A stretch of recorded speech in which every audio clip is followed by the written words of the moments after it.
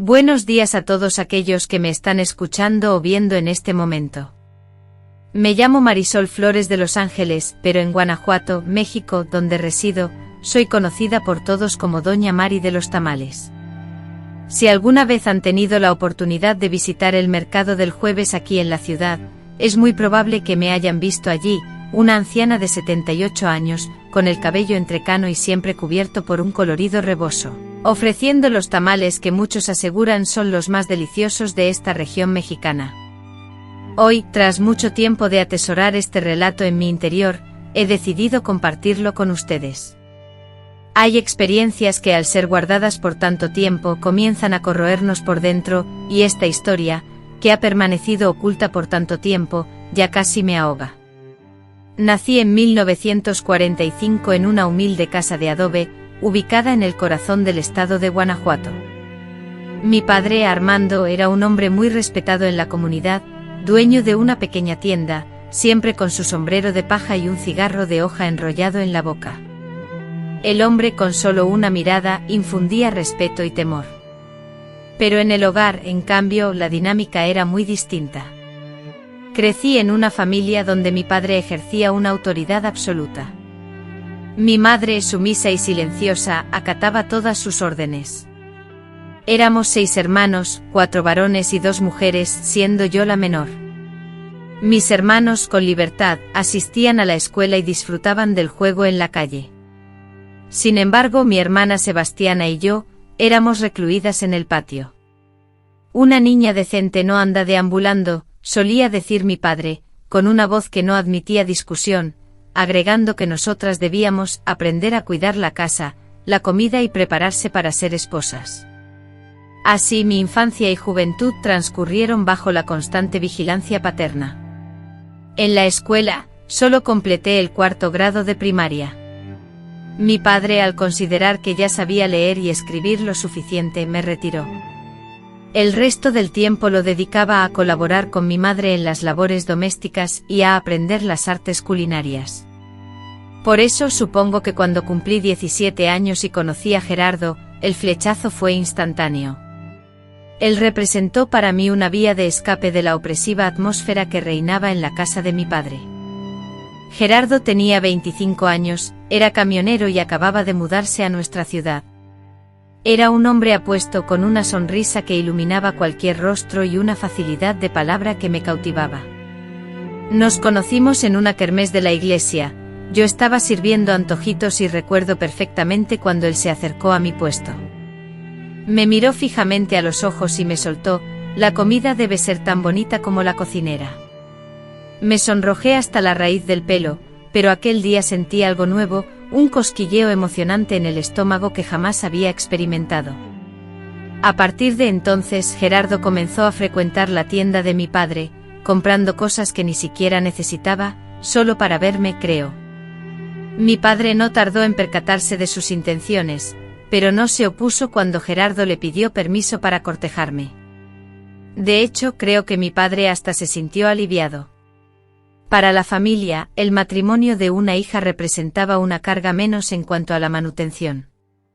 El noviazgo con Gerardo fue breve y constantemente supervisado, nunca estábamos solos. Ya fuera mi madre, mi hermana o alguno de mis hermanos, siempre había alguien presente. A pesar de ello, durante esos escasos momentos a solas, Gerardo despertó en mí la ilusión de una vida distinta. Me hablaba de las ciudades que recorría con su camión, y me prometía que algún día me llevaría a conocer el mar. Marisol, me decía, mereces algo mejor que esta vida aquí, conmigo conocerás el mundo. Y yo le creía, con toda la fuerza de mi corazón joven e inexperto. Nuestro compromiso se oficializó tras 6 meses de noviazgo. Gerardo dio un anticipo para una modesta casita en el pueblo de al lado, donde viviríamos después de casarnos. Poco a poco comenzó a comprar muebles, siempre mostrándome fotos y haciéndome partícipe de las decisiones. Por primera vez en mi vida, me sentía respetada y valorada. La boda se fijó para junio de 1963, justo después de cumplir los 18 años. En los meses previos, la ansiedad me quitaba el sueño. Por fin, después de tanto tiempo, estaba a punto de abandonar la casa de mi padre. Sentía que por fin iba a tener el control total de mi vida, que podía decidir mi propio camino. Ya no sentiría esa asfixiante presión que me impedía respirar libremente. Si te está interesando mi relato, no olvides suscribirte a este canal, dejar tu me gusta y comentar desde qué ciudad me estás viendo. A una curiosa como yo le emociona saber hasta dónde llega mi voz en esta red.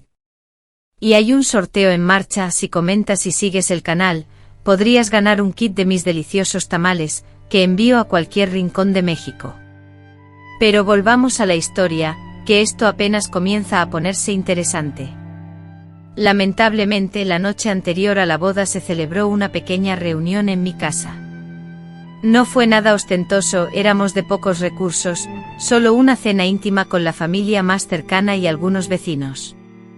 Gerardo, mi prometido, no pudo estar presente, ya que había ido a buscar el traje prestado de un primo que vivía en el pueblo de al lado. Regresaría a la mañana siguiente, justo a tiempo para la ceremonia religiosa que se celebraría en la iglesia a las 10 de la mañana. Aquella noche la casa rebosaba de gente. Mis tías, con manos hábiles y afectuosas, daban los últimos toques a mi vestido, un diseño sencillo pero elegante, el más especial que nuestro humilde hogar podía permitirse. Desde la madrugada mi madre, incansable, se dedicaba a la cocina, y el aroma exquisito de la comida casera impregnaba cada rincón de la casa. Mis hermanos, en un constante ir y venir, trasladaban sillas prestadas y preparaban el patio, el lugar elegido para el banquete posterior a la ceremonia. En medio de aquel bullicio, mi padre, inusualmente silencioso, se sentaba en la mecedora del porche, fumando su cigarro de hoja y observando la escena con una expresión indescifrable. De vez en cuando nuestras miradas se encontraban, y un escalofrío extraño recorría mi cuerpo. Sentía una perturbación, una anomalía en él, algo que me inquietaba profundamente sin poder precisar la razón. Cuando todos se marcharon y la casa se sumió en un silencio sepulcral, me dirigí al pequeño cuarto que compartía con mi hermana. Sebastiana, quien había contraído matrimonio hacía 2 años, había viajado expresamente para asistir a mi boda y esa noche, la última que pasaría en mi hogar, dormiría conmigo. Sin embargo, aún se encontraba en la cocina, asistiendo a mi madre en la tarea de guardar los últimos preparativos de la celebración. Mientras yo organizaba un pequeño atado con las escasas pertenencias que me acompañarían en mi nueva vida, escuché el sonido de la puerta de la habitación al abrirse. Era mi padre.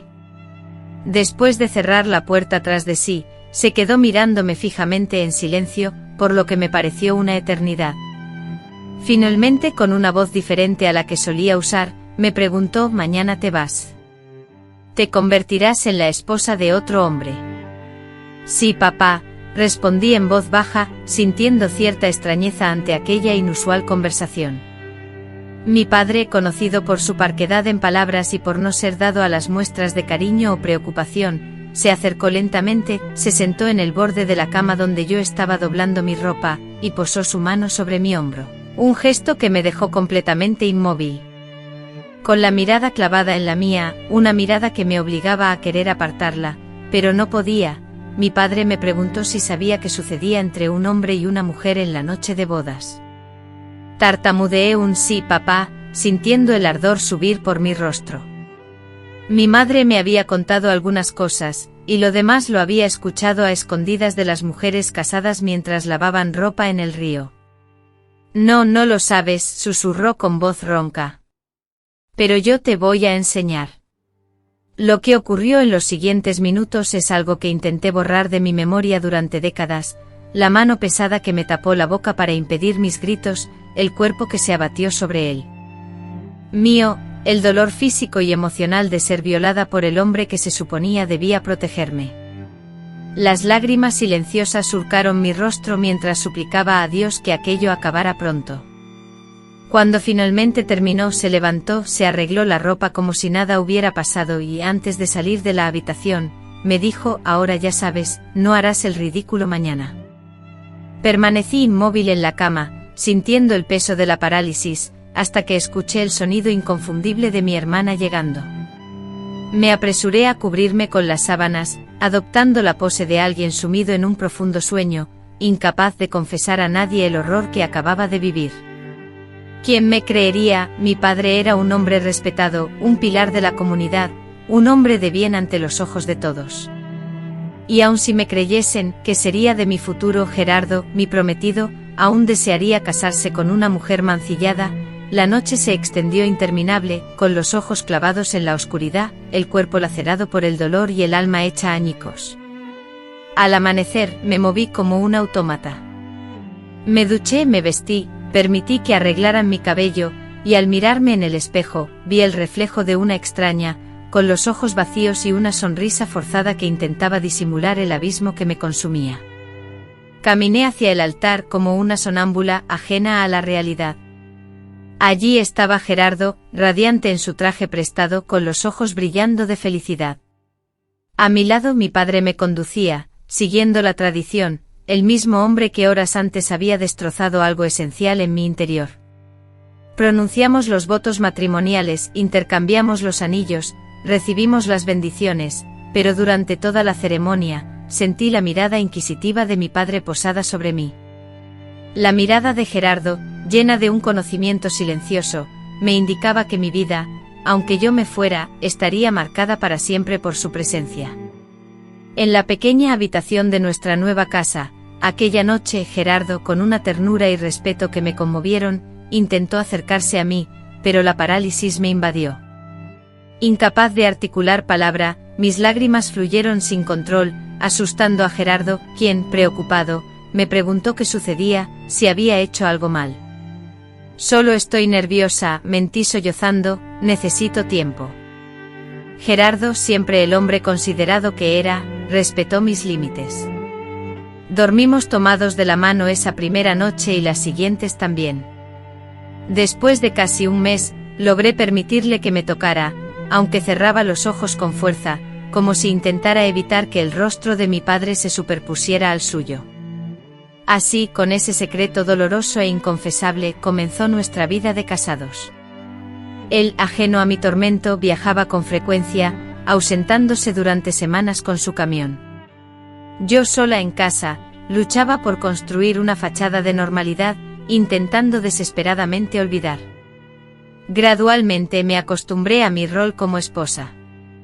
Aprendí a mostrar una sonrisa cuando él volvía a casa, a responder a sus muestras de cariño y a aparentar que todo iba bien, aunque por dentro algo en mí se había quebrado para siempre aquella noche. Creía que lo peor había quedado atrás después de la terrible noche con mi padre, ignorando que la vida aún me depararía más sufrimiento. Tras casi 2 meses de matrimonio, noté que mi periodo no llegaba. Al principio atribuí esto al estrés, a la reacción de mi cuerpo ante tantos cambios, pero al cumplirse 3 meses de retraso, ya no pude seguir negándolo. Estaba embarazada. La noticia, que debería haber llenado mi corazón de alegría, me inundó de pánico. Comencé a hacer cálculos, a repasar las fechas. Gerardo y yo solo habíamos tenido relaciones íntimas después de casi un mes de casados. Antes de eso, solo había ocurrido aquella noche con mi padre. La desesperación me consumió como fuego en paja seca. El niño que crecía en mi vientre no era hijo de mi esposo, Gerardo, sino de mi propio padre. En aquel año 1963, la tecnología para realizar pruebas de paternidad, como las que existen hoy en día, no existía. No había manera de verificar la verdad. Y aunque hubiera existido la posibilidad, ¿cómo explicaría la situación? ¿Quién me creería si revelara el secreto? ¿Cómo podría confesarle a Gerardo la verdad? Para él, nuestro matrimonio finalmente había sido consumado y, según su entendimiento, este bebé era el fruto de nuestro amor. Cuando le di la noticia del embarazo, Gerardo casi estalló de alegría. Me alzó en sus brazos y me hizo dar vueltas por la sala. Comenzó a hacer planes para el futuro y hasta empezó a construir una cuna de madera los fines de semana que pasaba en casa. Va a ser varón, decía con convicción, fuerte como el padre y con el corazón blando de la madre. Cada palabra de felicidad que salía de su boca era como una puñalada en mi corazón. La culpa me consumía, pero el miedo era aún más fuerte. Si revelaba la verdad, lo perdería todo, mi matrimonio, mi hogar, mi reputación. En el peor de los casos, Gerardo me echaría de casa. En el peor de los casos, la furia de Gerardo podría ser tan incontrolable que llegara a quitarme la vida. ¿Y quién se atrevería a culparlo en aquellos tiempos? En las zonas rurales de México, la idea de limpiar la honra familiar con sangre era aceptada por muchos hombres como un derecho legítimo. Así que, siguiendo el ejemplo de tantas mujeres que antes que yo se habían visto atrapadas por un destino adverso, contuve mis lágrimas y seguí adelante. Simulé que todo estaba bien, que mi embarazo era motivo de felicidad y celebración. Acepté los parabienes de los vecinos, los consejos de las mujeres mayores y los regalos de las comadres. Por fuera era la imagen de una joven esposa feliz y radiante, por dentro me iba apagando lentamente día tras día. Mi vientre crecía, y con él mi angustia. En las noches en que Gerardo se ausentaba por trabajo, lloraba hasta conciliar el sueño, abrazada a mi propio vientre, suplicándole perdón a esa criatura inocente por la confusión en la que tendría que nacer. Le susurraba: no es tu culpa, hijo mío, no es tu culpa. Mi madre me visitó cuando ya estaba en el 6º mes de embarazo. Llevó consigo provisiones, ropita para el bebé que había cosido a mano y, como siempre, las consabidas noticias familiares. En medio de ellas relató que mi padre se comportaba de manera inusual, más taciturno de lo habitual, consumiendo alcohol en exceso y, en ocasiones, ausentándose por varios días. Supongo que te echa de menos, hija, comentó con candor. Siempre sintió un gran afecto por ti, aunque no solía expresarlo. Me costó un esfuerzo sobrehumano evitar el vómito en ese instante.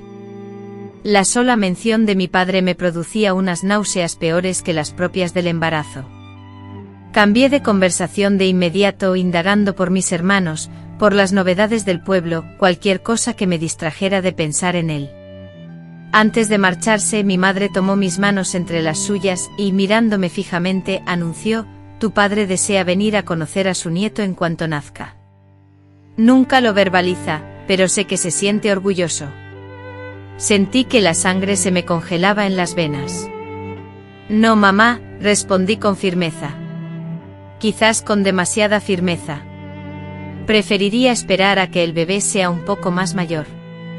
Inventé la excusa de que un recién nacido como mi hija Sofía, que había nacido en una lluviosa madrugada de marzo de 1964 tras un parto largo y doloroso, era demasiado vulnerable para un viaje. En realidad, esa era una mentira piadosa, una justificación endeble, porque la verdadera razón de mi negativa a que mi padre, el padre de Sofía, se acercara a ella era el terror absoluto que me provocaba esa idea.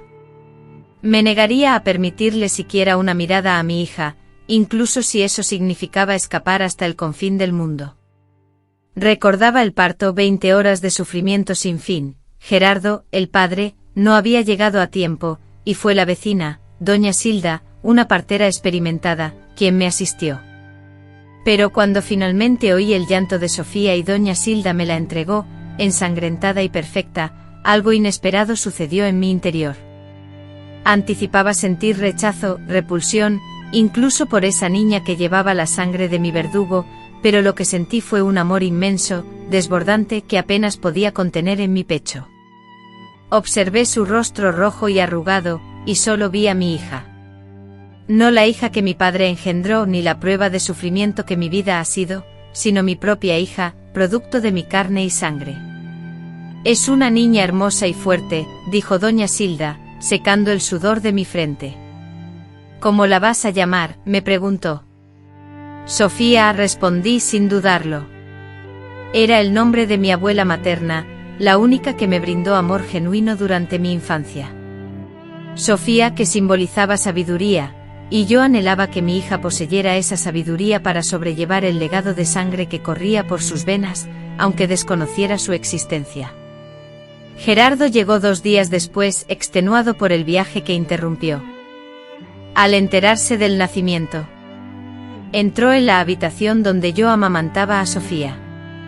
Con los ojos brillantes por la emoción, se acercó lentamente como temeroso de perturbar la escena, y miró a su hija con un amor tan profundo que sentí culpa en mi corazón.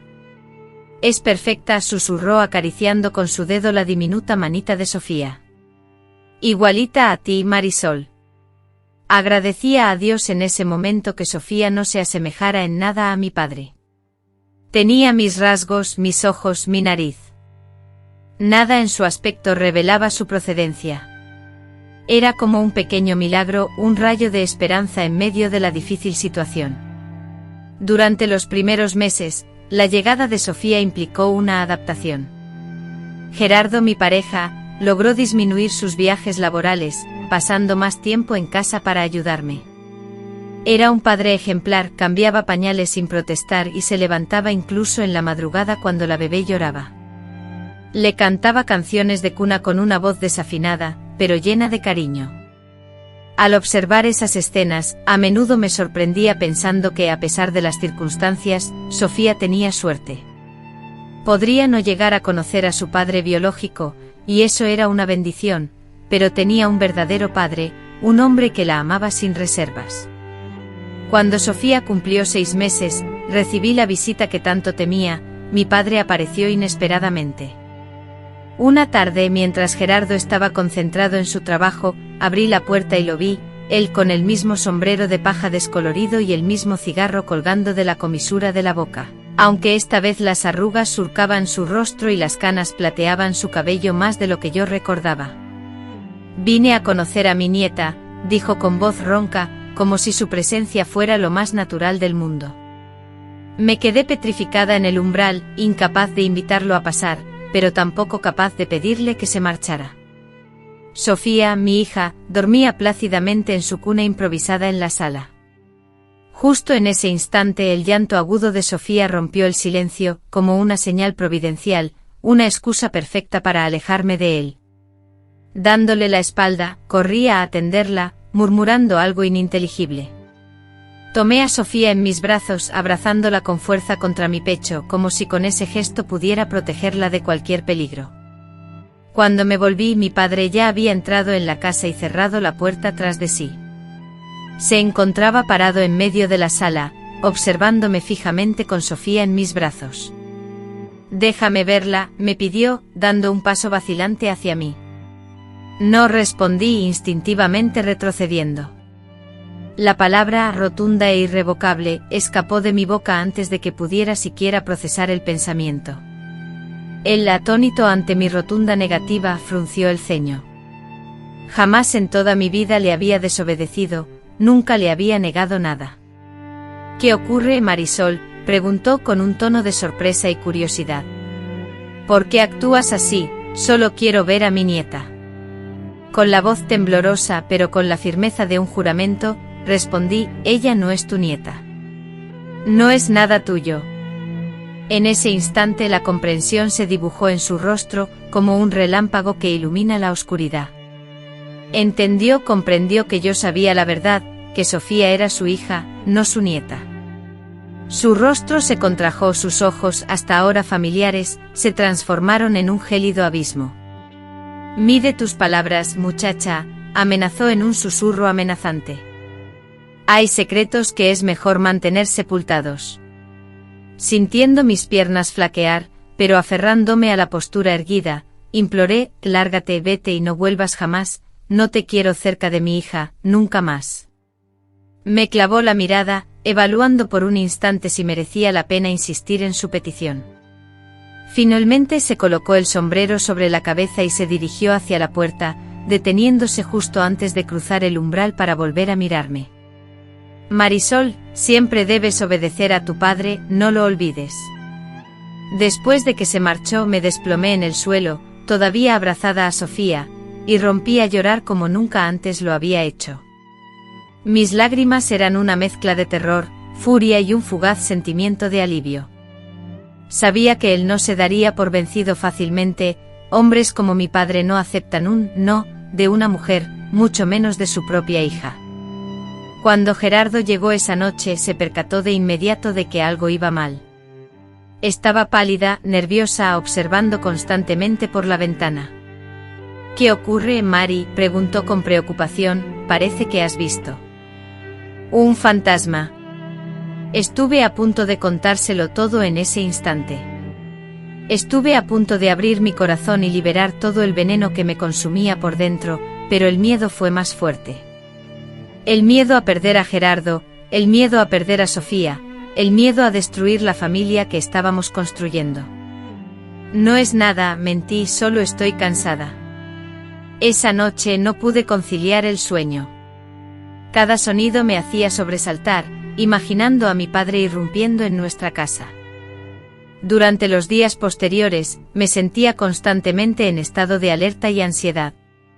No me separaba de Sofía ni un solo instante, llevándola conmigo incluso cuando salía al patio a tender la ropa. Gerardo, al notar mi comportamiento inusual, que incluía una preocupación excesiva, lo atribuía al agotamiento propio de cuidar a una bebé. «Necesitas descansar más», me repetía a menudo, «déjame cuidar a Sofía cuando esté en casa». De esta manera, los meses transcurrieron. Sofía crecía fuerte y saludable, completamente ajena al tormento que yo padecía. Empezó a gatear, luego a dar sus primeros pasos y, finalmente, a pronunciar sus primeras palabras. La palabra papá fue una de las primeras, y escucharla llamar así a Gerardo me provocaba un dolor agudo y, simultáneamente, un alivio profundo. El dolor era un recordatorio constante de la mentira que sustentaba mi vida, el alivio, la certeza de que él era el único padre que ella conocía y, esperaba, el único que conocería. Cuando Sofía cumplió 1 año, recibí una carta de mi madre. Entre las noticias cotidianas y las preguntas sobre la nieta, un párrafo específico heló mi cuerpo. Mi padre, resuelto a vernos el mes entrante, argumentaba que ya había aguardado demasiado para familiarizarse con su nieta. Mientras tanto, estábamos reuniendo fondos para su pasaje, lo cual me sumió en un profundo pánico. No podía consentir su visita, ni que compartiera el mismo techo que Sofía, ni que intentara forjar algún tipo de relación con ella. Sin embargo, ¿cómo evitarlo sin despertar sospechas? ¿Cómo justificar ante Gerardo, mi madre y todos los demás mi negativa a tener a mi propio padre cerca? Fue entonces cuando tomé una decisión radical: debíamos mudarnos lejos, a un lugar donde la probabilidad de que mi padre nos encontrara fuera mínima. Sabía que persuadir a Gerardo sería complicado, pues él tenía un trabajo estable como conductor, conocía bien las rutas de la región y, además, acabábamos de instalarnos en aquella casa. A pesar de todo, estaba decidida. Esa noche, al llegar el del trabajo, presenté la idea como un anhelo latente. Gerardo, he estado pensando, ¿y si nos mudáramos a la Ciudad de México? Allí hay más oportunidades. Tú podrías ascender en tu carrera y obtener un mejor salario. Sofía, al crecer, tendría acceso a mejores oportunidades educativas. Gerardo me miró con sorpresa. Ciudad de México está demasiado lejos, Mari, y no conocemos a nadie allá, me dijo. Justamente por esa razón, yo insistía. Significaba un nuevo comienzo para todos. Siempre me habías hablado de la posibilidad de explorar el mundo, ¿lo recuerdas? Ciudad de México sería solo el primer paso. Discutí durante días, utilizando todas las estrategias que conocía. Hablé de las oportunidades laborales, de los salarios más altos, del futuro prometedor de Sofía. No mencioné a mi padre, no mencioné el miedo que sentía, ni revelé la verdadera razón detrás de mi repentina necesidad de cambio. Después de tanta insistencia, finalmente Gerardo cedió. Está bien, dijo, rindiéndose. Lo intentaremos. Si no funciona, siempre podemos regresar. Al día siguiente escribí a mi madre para informarle de la inminente mudanza. Le conté que Gerardo había recibido una irresistible oferta de trabajo en Ciudad de México, y que debíamos mudarnos de inmediato. Le pedí a alguien que le avisara a mi padre que lamentablemente nuestra visita planeada tendría que ser postergada indefinidamente. Para poder escapar, vendimos apresuradamente las pocas posesiones que teníamos. Luego sumamos todos nuestros ahorros y, en menos de un mes, ya estábamos en un autobús con destino a la Ciudad de México. Sofía, que apenas tenía 1 año y unos meses, dormía plácidamente en mis piernas, totalmente inconsciente de la desesperada huida que estábamos emprendiendo. Gerardo, que iba a mi lado, parecía estar emocionado y entusiasmado con esta nueva aventura. Por mi parte, alternaba entre la sensación de alivio por escapar y el temor constante de que mi padre, de alguna manera, lograra averiguar dónde estábamos. Los primeros meses en la Ciudad de México fueron realmente complicados. La ciudad, con su inmensidad, ruido y caos, representaba un contraste brutal con la vida tranquila y pacífica que habíamos llevado en el interior del país. Alquilamos un pequeño cuarto en una vecindad en Tepito, donde compartíamos el baño y la cocina con otras 5 familias. Gerardo consiguió un trabajo como ayudante en un taller mecánico. Aunque ganaba menos que cuando era conductor, al menos estaba cerca de casa. Yo, por mi parte, empecé a preparar y vender tamales en la puerta de la vecindad para poder subsistir. Después de aprender a preparar tamales con una vecina en la ciudad donde vivíamos anteriormente, mis tamales rápidamente se hicieron conocidos y apreciados en el vecindario. Aunque las ganancias no eran cuantiosas, nos alcanzaban para cubrir nuestras necesidades básicas y, además, lográbamos ahorrar una pequeña cantidad cada mes, alimentando el sueño de comprar una casa más grande y cómoda para criar a Sofía. Así transcurrieron casi 2 años, con Sofía creciendo hermosa e inteligente, charlando sin cesar, jugando y corriendo por el pasillo de la vecindad y haciéndose amiga de todos los niños. Por su parte, Gerardo, tras mucho esfuerzo y dedicación, fue ascendido a mecánico en el taller donde trabajaba, lo que significó una mejora en nuestra situación económica. Yo, mientras tanto, continuaba con la venta de mis tamales, ahora desde un puesto improvisado en un mercado cercano. Fue precisamente en ese bullicioso mercado donde el pasado me alcanzó. Me encontraba absorta en la preparación de un nuevo lote de tamales cuando una voz conocida, y a la vez aterradora, me paralizó. «No puedo creer que te encontré, hija mía». Levanté la vista, y allí estaba mi padre, visiblemente envejecido y deteriorado, pero con la misma mirada que me atormentaba en mis pesadillas, frente a mí.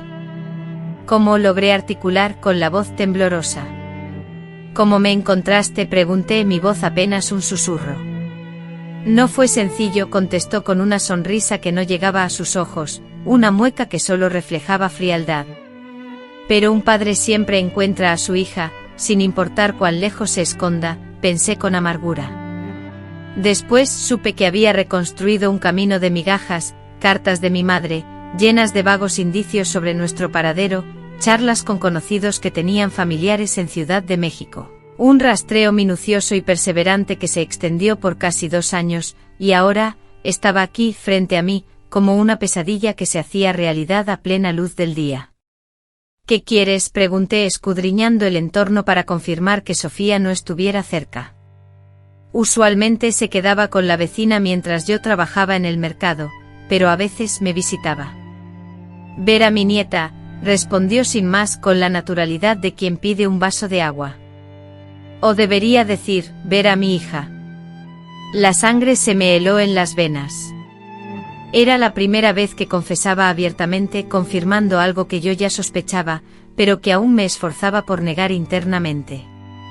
«Lárgate», susurré con ira. «Aquí no tienes nada que hacer». «Claro que sí», replicó, su voz suave pero amenazante. «Y si no me permites verla por las buenas, le revelaré todo a tu esposo». «¿Cómo crees que reaccionará al enterarse de que está criando a mi hija como si fuera suya?», era la amenaza que más me aterraba, mi peor pesadilla materializada en sus palabras. Me quedé sin aliento, paralizada por el miedo y la rabia. «Me hospedaré en la pensión Juárez, cerca de la iglesia», prosiguió, como si estuviéramos planeando una reunión familiar. «Estaré allí durante una semana. Espero tu visita con la niña. Si no te presentas para el jueves, iré a buscar a tu marido al taller». Tras decir esto, se marchó, dejándome temblando de tal manera que tuve que sostenerme de un mostrador para no desplomarme. Pasé los días siguientes en una angustia constante. No podía ceder ante ese chantaje. Era absolutamente inaceptable dejar que se acercara a Sofía, pero al mismo tiempo, no podía correr el riesgo de que Gerardo descubriera la verdad de esa manera tan cruel e inesperada. ¿Qué debía hacer? ¿A dónde podría escapar esta vez? Fue esa noche, mientras me encontraba atrapado entre opciones imposibles y sin salida, cuando Gerardo llegó a casa más temprano de lo normal. Su rostro estaba pálido, y sus manos temblaban visiblemente. Se sentó en la mesa de nuestra pequeña cocina y me miró con una expresión que jamás había visto en él. Con voz controlada pero tensa. Dijo: un hombre vino a buscarme al taller hoy. Dijo que era tu padre. En ese preciso instante mi mundo se vino abajo. No había esperado hasta el jueves, no me había dado ni esa mínima oportunidad. ¿Qué quería?, pregunté sabiendo la respuesta pero intentando ganar tiempo, intentando desesperadamente encontrar una solución. Gerardo, sin apartar la mirada de mí, respondió: quería hablar sobre Sofía, sobre cómo ella no es mi hija. El suelo se abrió bajo mis pies en ese momento, tragándome en la desesperación. El secreto que había atesorado celosamente, la verdad que había sepultado en lo más recóndito de mi ser, se exhibía ahora ante mí, como una llaga sangrante. Fijé mi mirada en Gerardo, y en sus ojos se reflejaba una tormenta de confusión, ira y dolor que me destrozó el alma. ¿Qué te dijo exactamente?, logré balbucear, mi voz apenas perceptible. Gerardo se frotó la cara con cansancio, como si los años hubieran caído sobre él de golpe. Me contó que Sofía no es tu hija, que cuando nos casamos ya estabas embarazada de otro hombre, que me mentiste durante todo este tiempo. Luego, con un golpe seco y furioso, golpeó la mesa, haciendo saltar el plato que la adornaba. ¿Es verdad, Marisol? Dime que no es verdad. En ese instante podría haber inventado cualquier excusa. Podría haber alegado que mi padre estaba trastornado, que intentaba separarnos por motivos oscuros, que todo era una vil mentira. Sin embargo, al contemplar al hombre que había sido mi refugio constante a lo largo de los años, quien había amado a Sofía como si fuera su propia sangre, y que me había brindado una existencia que jamás imaginé posible, me fue imposible seguir fingiendo. Es la verdad, murmuré mientras las lágrimas surcaban mi rostro. Sofía no es tu hija biológica, pero tú eres el único padre que conoce, el único padre al que ama. Su rostro se transformó en una máscara de dolor tan profundo que sentí como si le hubiera asestado una puñalada en el corazón. Se levantó de golpe y la silla cayó al suelo con estrépito. ¿Cómo pudiste?, gritó, olvidando por un instante que Sofía dormía en la habitación contigua. ¿Cómo pudiste mentirme durante todos estos años, hacerme creer que esa niña era mía? Su voz se quebró al pronunciar estas últimas palabras. A pesar de la furia que sentía en ese momento, el amor por Sofía era genuino. No podía ser borrado por una revelación, por más dolorosa que fuera. ¿Quién es el padre?, preguntó con la voz temblorosa. Después de un largo silencio, Gerardo, con la voz ahora más grave y contenida, preguntó: ¿es alguien de nuestro pueblo, alguien a quien conozco? Esa pregunta, la que más temía, flotaba en el aire. Sabía que responderla implicaría la destrucción de su familia, la mancha indeleble en la imagen de Sofía. ¿Cómo confesarle que el padre de su hija era también su propio padre? ¿Cómo explicar el horror de lo ocurrido la noche anterior a su boda? Intentando ganar tiempo, respondí con evasivas: no importa quién sea. Fue solo una vez, antes de casarnos. Un error terrible que nunca más se repitió, te lo juro, Gerardo, por favor, créeme. Con una risa seca, Gerardo respondió: claro que importa. Pasé 3 años creyendo que era el padre de mi hija, y ahora descubro que la he criado para otro hombre. Tengo derecho a saberlo. En ese instante, Sofía, despertada por los gritos, comenzó a llorar en su habitación. Instintivamente me moví para ir a consolarla, pero Gerardo me agarró del brazo, impidiéndome avanzar. No te escapes de esta conversación, dijo con la mirada fija en la mía. La pregunta sobre la paternidad de Sofía resonó en el aire.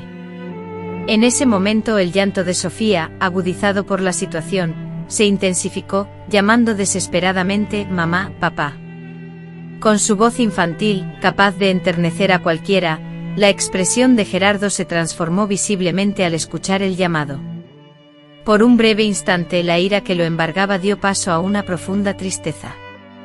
«Ve a calmarla», dijo B finalmente soltando mi brazo y agregó, «esta conversación no ha terminado». Corrí hacia la habitación de Sofía, la alcé en mis brazos, meciéndola suavemente y susurrándole palabras de consuelo, mientras mis propias lágrimas humedecían su cabello. La niña, ajena al conflicto familiar que nos consumía, se tranquilizó pronto, volviendo a dormirse en mis brazos. Cuando regresé a la cocina, Gerardo ya no estaba. Se había marchado sin dejar rastro de su destino, sin asegurar su regreso. Pasé la noche en vela, abrazando a Sofía, observando ansiosamente la calle desde la ventana ante cualquier sonido de pasos, rogando su vuelta, anhelando la oportunidad de dar explicaciones, aunque ignoraba cómo explicar lo inexplicable. A la mañana siguiente volvió. Sus ojos inyectados en sangre delataban una noche en vela, y el olor a tequila impregnaba el aire. Aunque más tranquilo, se sentó al borde de la cama, justo donde yo estaba con Sofía, y se quedó mirándola fijamente por un largo rato, como si intentara descifrar en sus rasgos alguna pista sobre la verdad que le había sido negada. «Necesito saber, Marisol», dijo finalmente con la voz áspera y grave. «Necesito saber quién es el padre». Desesperada, le pregunté por qué. «Gerardo, ¿qué va a cambiar? Tú eres su padre en todo lo que importa. Ella te ama como padre. Tú la amas como hija. ¿Por qué necesitamos traer a esa persona a nuestras vidas?». Su respuesta fue tajante: «Porque necesito entender. Necesito saber por qué me hiciste esto. Si fue alguien a quien amabas».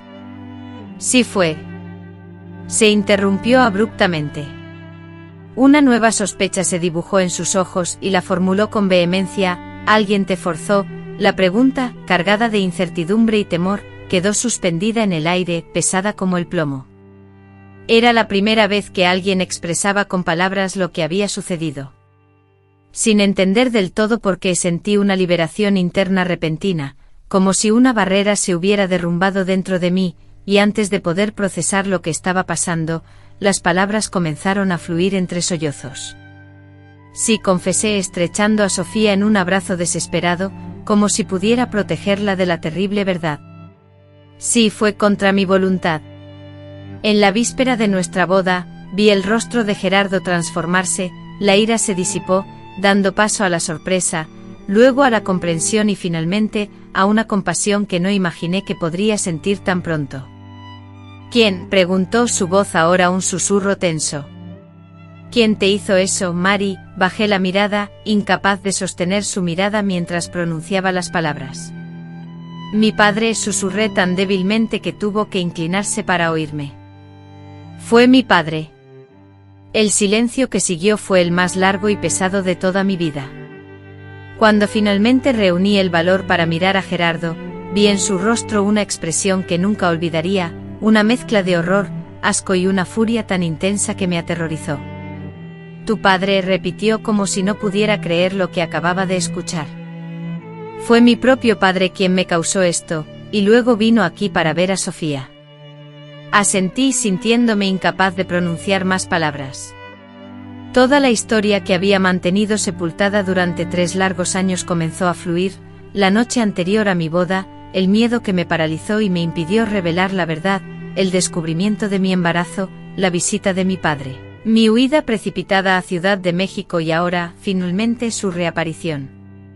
Gerardo escuchó atentamente en absoluto silencio, con los puños apretados con tal fuerza que los nudillos se le pusieron blancos. Cuando terminé mi relato, se puso de pie y caminó hacia la ventana, mirando fijamente la bulliciosa calle. «¿Dónde está?», preguntó después de un prolongado silencio. «Está en la pensión de Juárez, cerca de la iglesia», respondí, sintiendo un escalofrío al revivir las palabras amenazantes de mi padre. «Pero Gerardo, por favor, no hagas nada. Puede lastimarte. Puede hacernos daño a todos». Gerardo se giró hacia mí y, por primera vez desde que lo conocí, vi lágrimas brillando en sus ojos. «¿Por qué no me lo contaste antes, Mari?». «Porque tuviste que soportar este peso tú sola, comprendía la situación y te habría brindado mi apoyo. Habríamos superado juntos esta dificultad.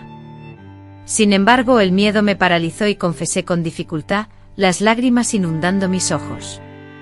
Temía que no me creyeras, o que, aunque lo hicieras, la confianza se rompiera y ya no quisieras casarte conmigo. Me aterraba la idea de que me consideraras impura, y por ende perder la única posibilidad de felicidad que vislumbraba. En ese instante él se acercó, se sentó junto a mí en la cama y sorprendentemente me abrazó. Fue un abrazo firme, protector, que transmitía más que cualquier palabra. Te amo, Marisol, dijo con la voz entrecortada, te he amado desde la primera vez que te vi en aquella fiesta.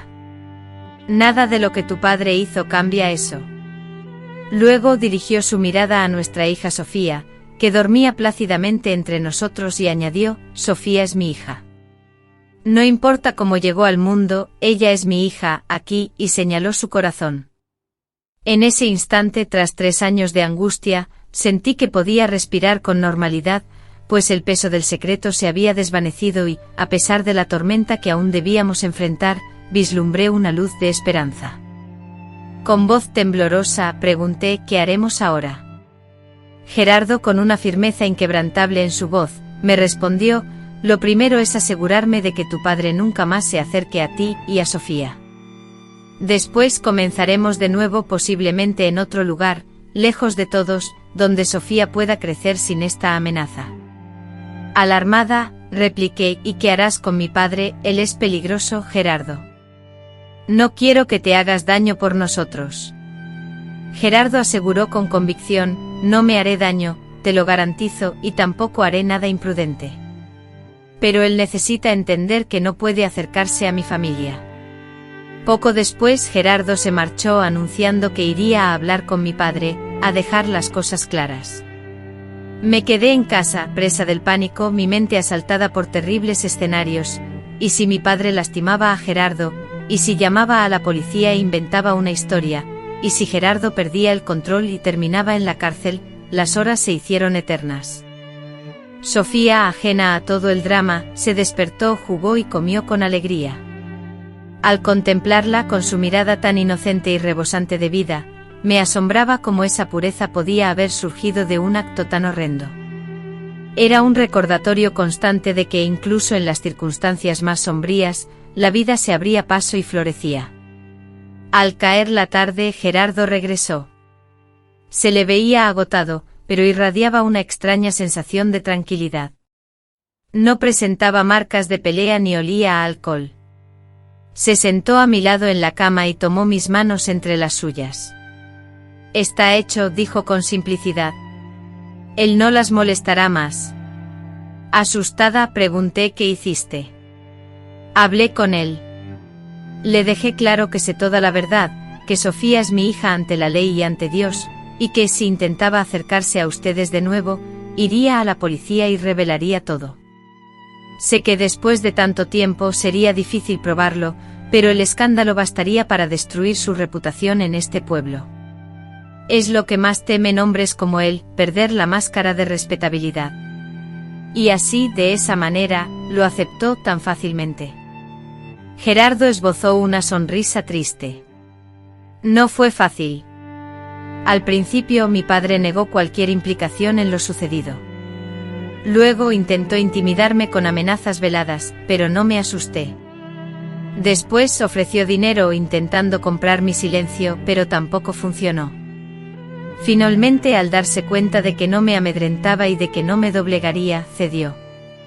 Prometió marcharse mañana temprano y juró que nunca más volvería a buscarnos. Yo quería creerle, deseaba desesperadamente que todo fuera tan sencillo, pero conocía a mi padre demasiado bien como para pensar que se rendiría tan fácilmente. No confío en él. Gerardo, mi acompañante, asintió comprendiendo mi temor y añadió, podría estar diciendo eso solo para ganar tiempo, para idear algo más. Yo tampoco confío, admitió. Por eso creo que lo mejor es que nos mudemos de nuevo, más lejos. Esta vez había pensado en Monterrey. Tengo un primo allá que podría ayudarnos a encontrar trabajo y un lugar donde quedarnos. Monterrey, repetí sintiendo una punzada de pánico ante la idea de una ciudad tan grande, tan diferente a todo lo que conocía. ¿Estás seguro?, pregunté. Es lo suficientemente lejos para que él no nos encuentre fácilmente y lo suficientemente grande como para que podamos perdernos en la multitud. Podemos empezar de nuevo allí, Mari, una nueva vida. Liberados de las sombras del pasado, la idea, aunque aterradora, era también profundamente liberadora. Significaba dejar atrás no solo las posesiones materiales, como los muebles viejos y las ollas rotas, sino, sobre todo, los fantasmas que nos atormentaban.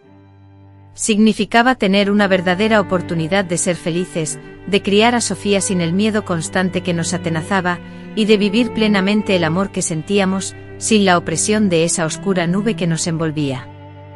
Finalmente, cediendo a la esperanza, dije: Vamos a Monterrey. Las semanas siguientes se transformaron en un torbellino de preparativos. Vendimos desesperadamente lo poco que poseíamos, juntando cada centavo posible. Gerardo renunció a su trabajo en el taller.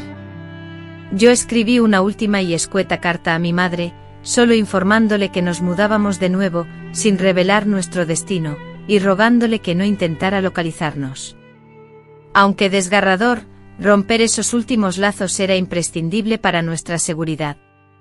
Así partimos en una soleada mañana de agosto de 1967. Sofía, con 3 años y medio, irradiaba entusiasmo ante la idea de un largo viaje en autobús, tal como le habíamos explicado, ajena a las verdaderas razones que nos obligaban a huir. Para ella, todo era una gran aventura. El viaje, sin embargo, resultó largo y agotador, 3 días enteros en la carretera, durmiendo en pensiones económicas a lo largo del trayecto y alimentándonos con lo que encontrábamos en las paradas. Sofía, con su asombrosa capacidad de adaptación, convertía cada parada en un nuevo juego. Gerardo, a pesar del cansancio, mantenía una mirada firme, la de quien lucha por el futuro de su familia. Yo, por mi parte, oscilaba entre la esperanza de una nueva vida y el temor constante de que el pasado nos alcanzara.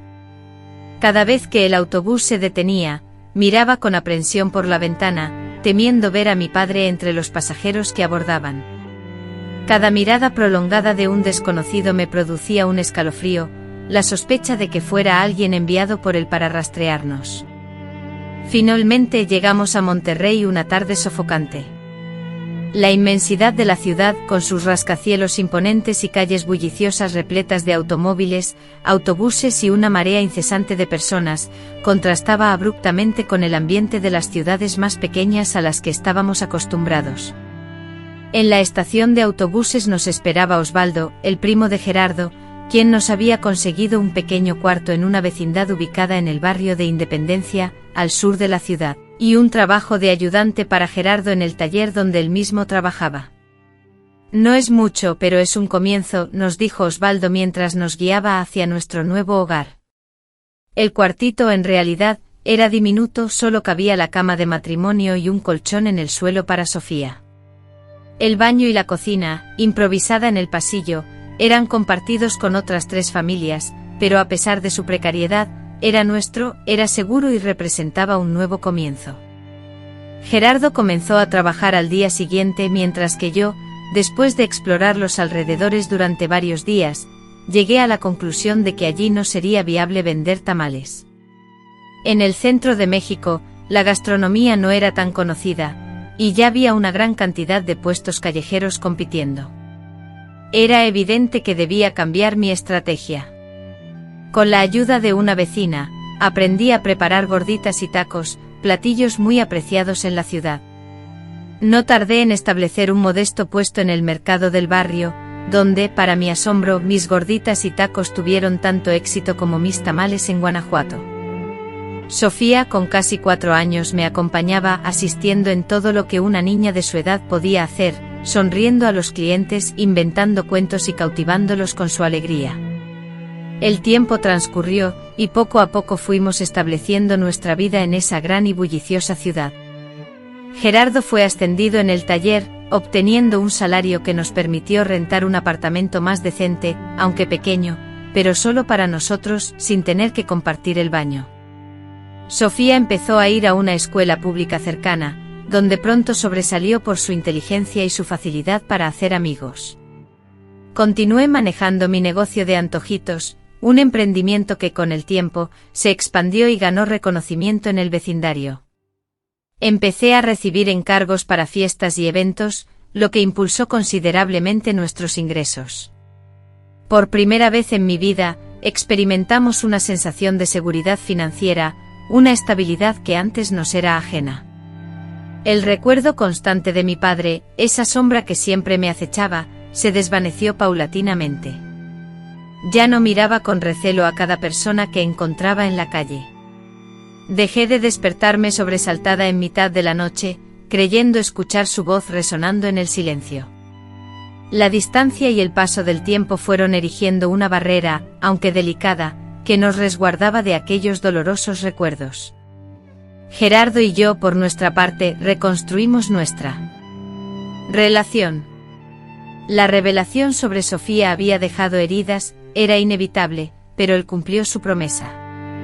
Nunca trató a Sofía de manera diferente por conocer la verdad sobre sus orígenes. Al contrario, parecía aún más empeñado en ser el mejor padre posible, como si quisiera compensarla por algo que ella ni siquiera era consciente de haber perdido. Después de haber luchado con las dificultades de nuestra vida íntima, marcada desde el principio por el trauma que arrastraba, la situación empezó a mejorar gradualmente. Gerardo demostró ser un hombre paciente y respetuoso, que nunca me forzó ni me presionó. Con el tiempo fui aprendiendo a separar aquella noche traumática de las muestras de cariño y amor que compartíamos. No fue un proceso sencillo, y sufrí momentos de recaída, noches en las que el más mínimo contacto evocaba recuerdos que me dejaban paralizada. Sin embargo, él siempre demostró comprensión, siempre esperó por mí y siempre me amó. A pesar de todo, cuando Sofía cumplió 5 años en 1969, descubrí, para mi sorpresa, que estaba embarazada de nuevo. Después de tantos intentos fallidos, casi habíamos abandonado la idea de tener más hijos. El médico del centro de salud sugirió que el estrés y el trauma probablemente habían afectado mi fertilidad. Ahora que estábamos en un momento de mayor tranquilidad, mi cuerpo finalmente había respondido. La noticia nos llenó de una alegría inesperada. Sofía se mostraba entusiasmada con la llegada de un nuevo hermano. A pesar de la inquietud financiera que lo agobiaba, Gerardo estaba radiante de alegría. Por mi parte, sentía que el universo me brindaba una segunda oportunidad, un embarazo deseado y planeado, resultado de un amor genuino. Durante los meses siguientes, nuestra pequeña familia experimentó una paz que nunca antes habíamos conocido. Gerardo se esforzaba arduamente en su trabajo, y yo continué con mis responsabilidades laborales, incluso con el crecimiento de mi vientre. Sofía, nuestra hija, prosperaba en la escuela y no dejaba de hablar sobre la llegada del bebé. Era como si finalmente hubiéramos dejado atrás la oscuridad que nos había acechado. Sin embargo, en el 7º mes de embarazo, recibimos una carta que lo cambió todo una vez más.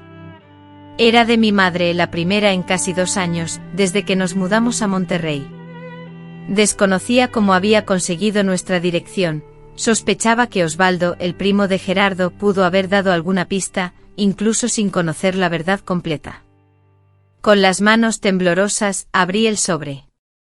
La caligrafía irregular y difícil de leer de mi madre, cuyas letras apenas se entendían, contenía noticias que nunca imaginé escuchar. La carta comenzaba: mi querida Marisol, espero que esta carta te encuentre bien. Te he buscado durante mucho tiempo. Luego, la dura verdad, tu padre falleció hace 2 meses. Sufrió un derrame cerebral mientras trabajaba en el campo. No sufrió, fue rápido. Y la confesión, antes de morir, me contó todo sobre lo que te hizo en la víspera de tu boda. Sobre Sofía. La carta continuaba con súplicas: no sé si algún día me perdonarás por no haberte protegido. No sé si algún día me perdonaré a mí misma. Solo sé que necesito verte, conocer a mi nieta y pedirte perdón personalmente. Si puedes encontrar en tu corazón un lugar para tu madre, por favor escríbeme. Estoy viviendo con tu hermano José ahora, con amor y arrepentimiento. Firmaba con mi nombre Josefa. Después de leer la carta varias veces, las lágrimas nublaban mi vista. Mi padre había muerto. El hombre que atormentaba mis sueños ya no existía. Y mi madre, que ahora conocía la verdad, tendría que cargar con ese conocimiento como yo. Al llegar Gerardo del trabajo le entregué la carta. La tomó en silencio, sus ojos recorriendo cada línea sin emitir sonido alguno. Terminada la lectura me estrechó en un abrazo largo y silencioso, un abrazo que transmitía más de lo que las palabras podían expresar. Después de un rato, rompió el silencio con una pregunta: ¿qué quieres hacer? Era una pregunta que me resultaba difícil responder. Por una parte sentía el deseo de ignorar la carta, de seguir adelante con mi vida, como si ese capítulo, el de mi pasado familiar, estuviera definitivamente cerrado. Pero otra parte de mí, la parte que aún conservaba el recuerdo de ser hija, que recordaba los escasos momentos de cariño que mi madre, a pesar de todo, conseguía demostrar en medio de la opresión de mi padre, anhelaba responder, deseaba darle la oportunidad de conocer a Sofía, de conocer al nuevo bebé que estaba por nacer. Con honestidad le respondí: necesito pensar. Esa noche la idea de decidir me robó el sueño. Acostada junto a Gerardo, sentía a mi bebé moverse dentro de mi vientre, como si también estuviera inquieto ante la noticia. Sofía, mi hija, dormía plácidamente en su habitación contigua, ajena al torbellino de emociones que me embargaba, a las dudas que me atormentaban. En ese momento pensé en mi madre, en aquella mujer silenciosa, sumisa, que nunca tuvo voz dentro de su propia casa. ¿Habría mi madre percibido alguna sospecha, algún indicio de lo sucedido, ya fuera en el comportamiento de mi padre o en el mío, después de aquella noche crucial, o la confesión en el lecho de muerte de mi padre fue un golpe devastador, una traición final por parte de un hombre que ya había roto tantas promesas? Recordé a Sofía, que nunca tuvo la dicha de conocer a una abuela, ya que mi suegra había fallecido antes de que la conociera. Y ahora mi madre deseaba fervientemente formar parte de su vida. ¿Tenía yo el derecho de privar a Sofía de esa conexión, de esa oportunidad de tener más familia, especialmente ahora que la fuente del peligro, mi padre, había dejado de existir? Finalmente, reflexioné sobre el bebé que crecía en mi vientre. ¿Acaso no sería mejor que este hijo, esta hija, naciera en un mundo donde su abuelo materno no estuviera, donde el secreto sombrío que rodeó el nacimiento de su hermana ya no tuviera el poder de destruirnos? ¿No sería preferible que ese nuevo ser llegara a un mundo de reconciliación, de perdón y de sanación? Tras meditar durante varios días y con el invaluable apoyo de Gerardo, finalmente me decidí. Le escribí una carta a mi madre invitándola a que nos visitara después de que naciera el bebé. No le prometí perdonarla, ya que no estaba segura de ser capaz de hacerlo en ese momento, pero sí le ofrecí una apertura, una oportunidad para intentar reconstruir algún tipo de relación. José Augusto vino al mundo una madrugada de diciembre de 1969, fuerte y sano, tal como su padre. Sofía, que ya casi cumplía 6 años, estaba absolutamente encantada con su hermanito, adoptando de inmediato el papel de hermana mayor protectora. Gerardo, que ya era un padre ejemplar para Sofía, se deshacía de amor por el hijo que llevaba su sangre, aunque jamás, ni por un instante, hizo distinción alguna entre los dos niños. Mi madre llegó 2 semanas después. Lucía más envejecida, más delgada, y en sus ojos podía discernir un peso familiar, el peso de la culpa y el arrepentimiento tardío. Nuestro reencuentro fue complicado, repleto de lágrimas contenidas, palabras ahogadas y sentimientos demasiado profundos y complejos para ser expresados con facilidad. Con la pureza característica de los niños, Sofía, sin dudarlo, rompió el silencio y se acercó a su abuela, a quien no conocía, preguntándole con curiosidad: ¿sabes contar cuentos? Papá nos cuenta cuentos todas las noches, pero siempre se le olvidan las partes más divertidas. Mi madre sonrió, y esa fue la primera sonrisa sincera que vi en su rostro en mucho tiempo. Sé muchas historias, mi niña. Historias del campo, de animales y de fantasmas, de aparecidos, respondió mi madre. Sofía con entusiasmo exclamó: cuenta una ahora, y así, a través de esas historias, primero para Sofía y luego para todos nosotros, mi madre fue poco a poco reconstruyendo su vínculo con nuestra familia. El proceso no fue fácil ni rápido, las heridas eran profundas y el silencio entre nosotras prolongado.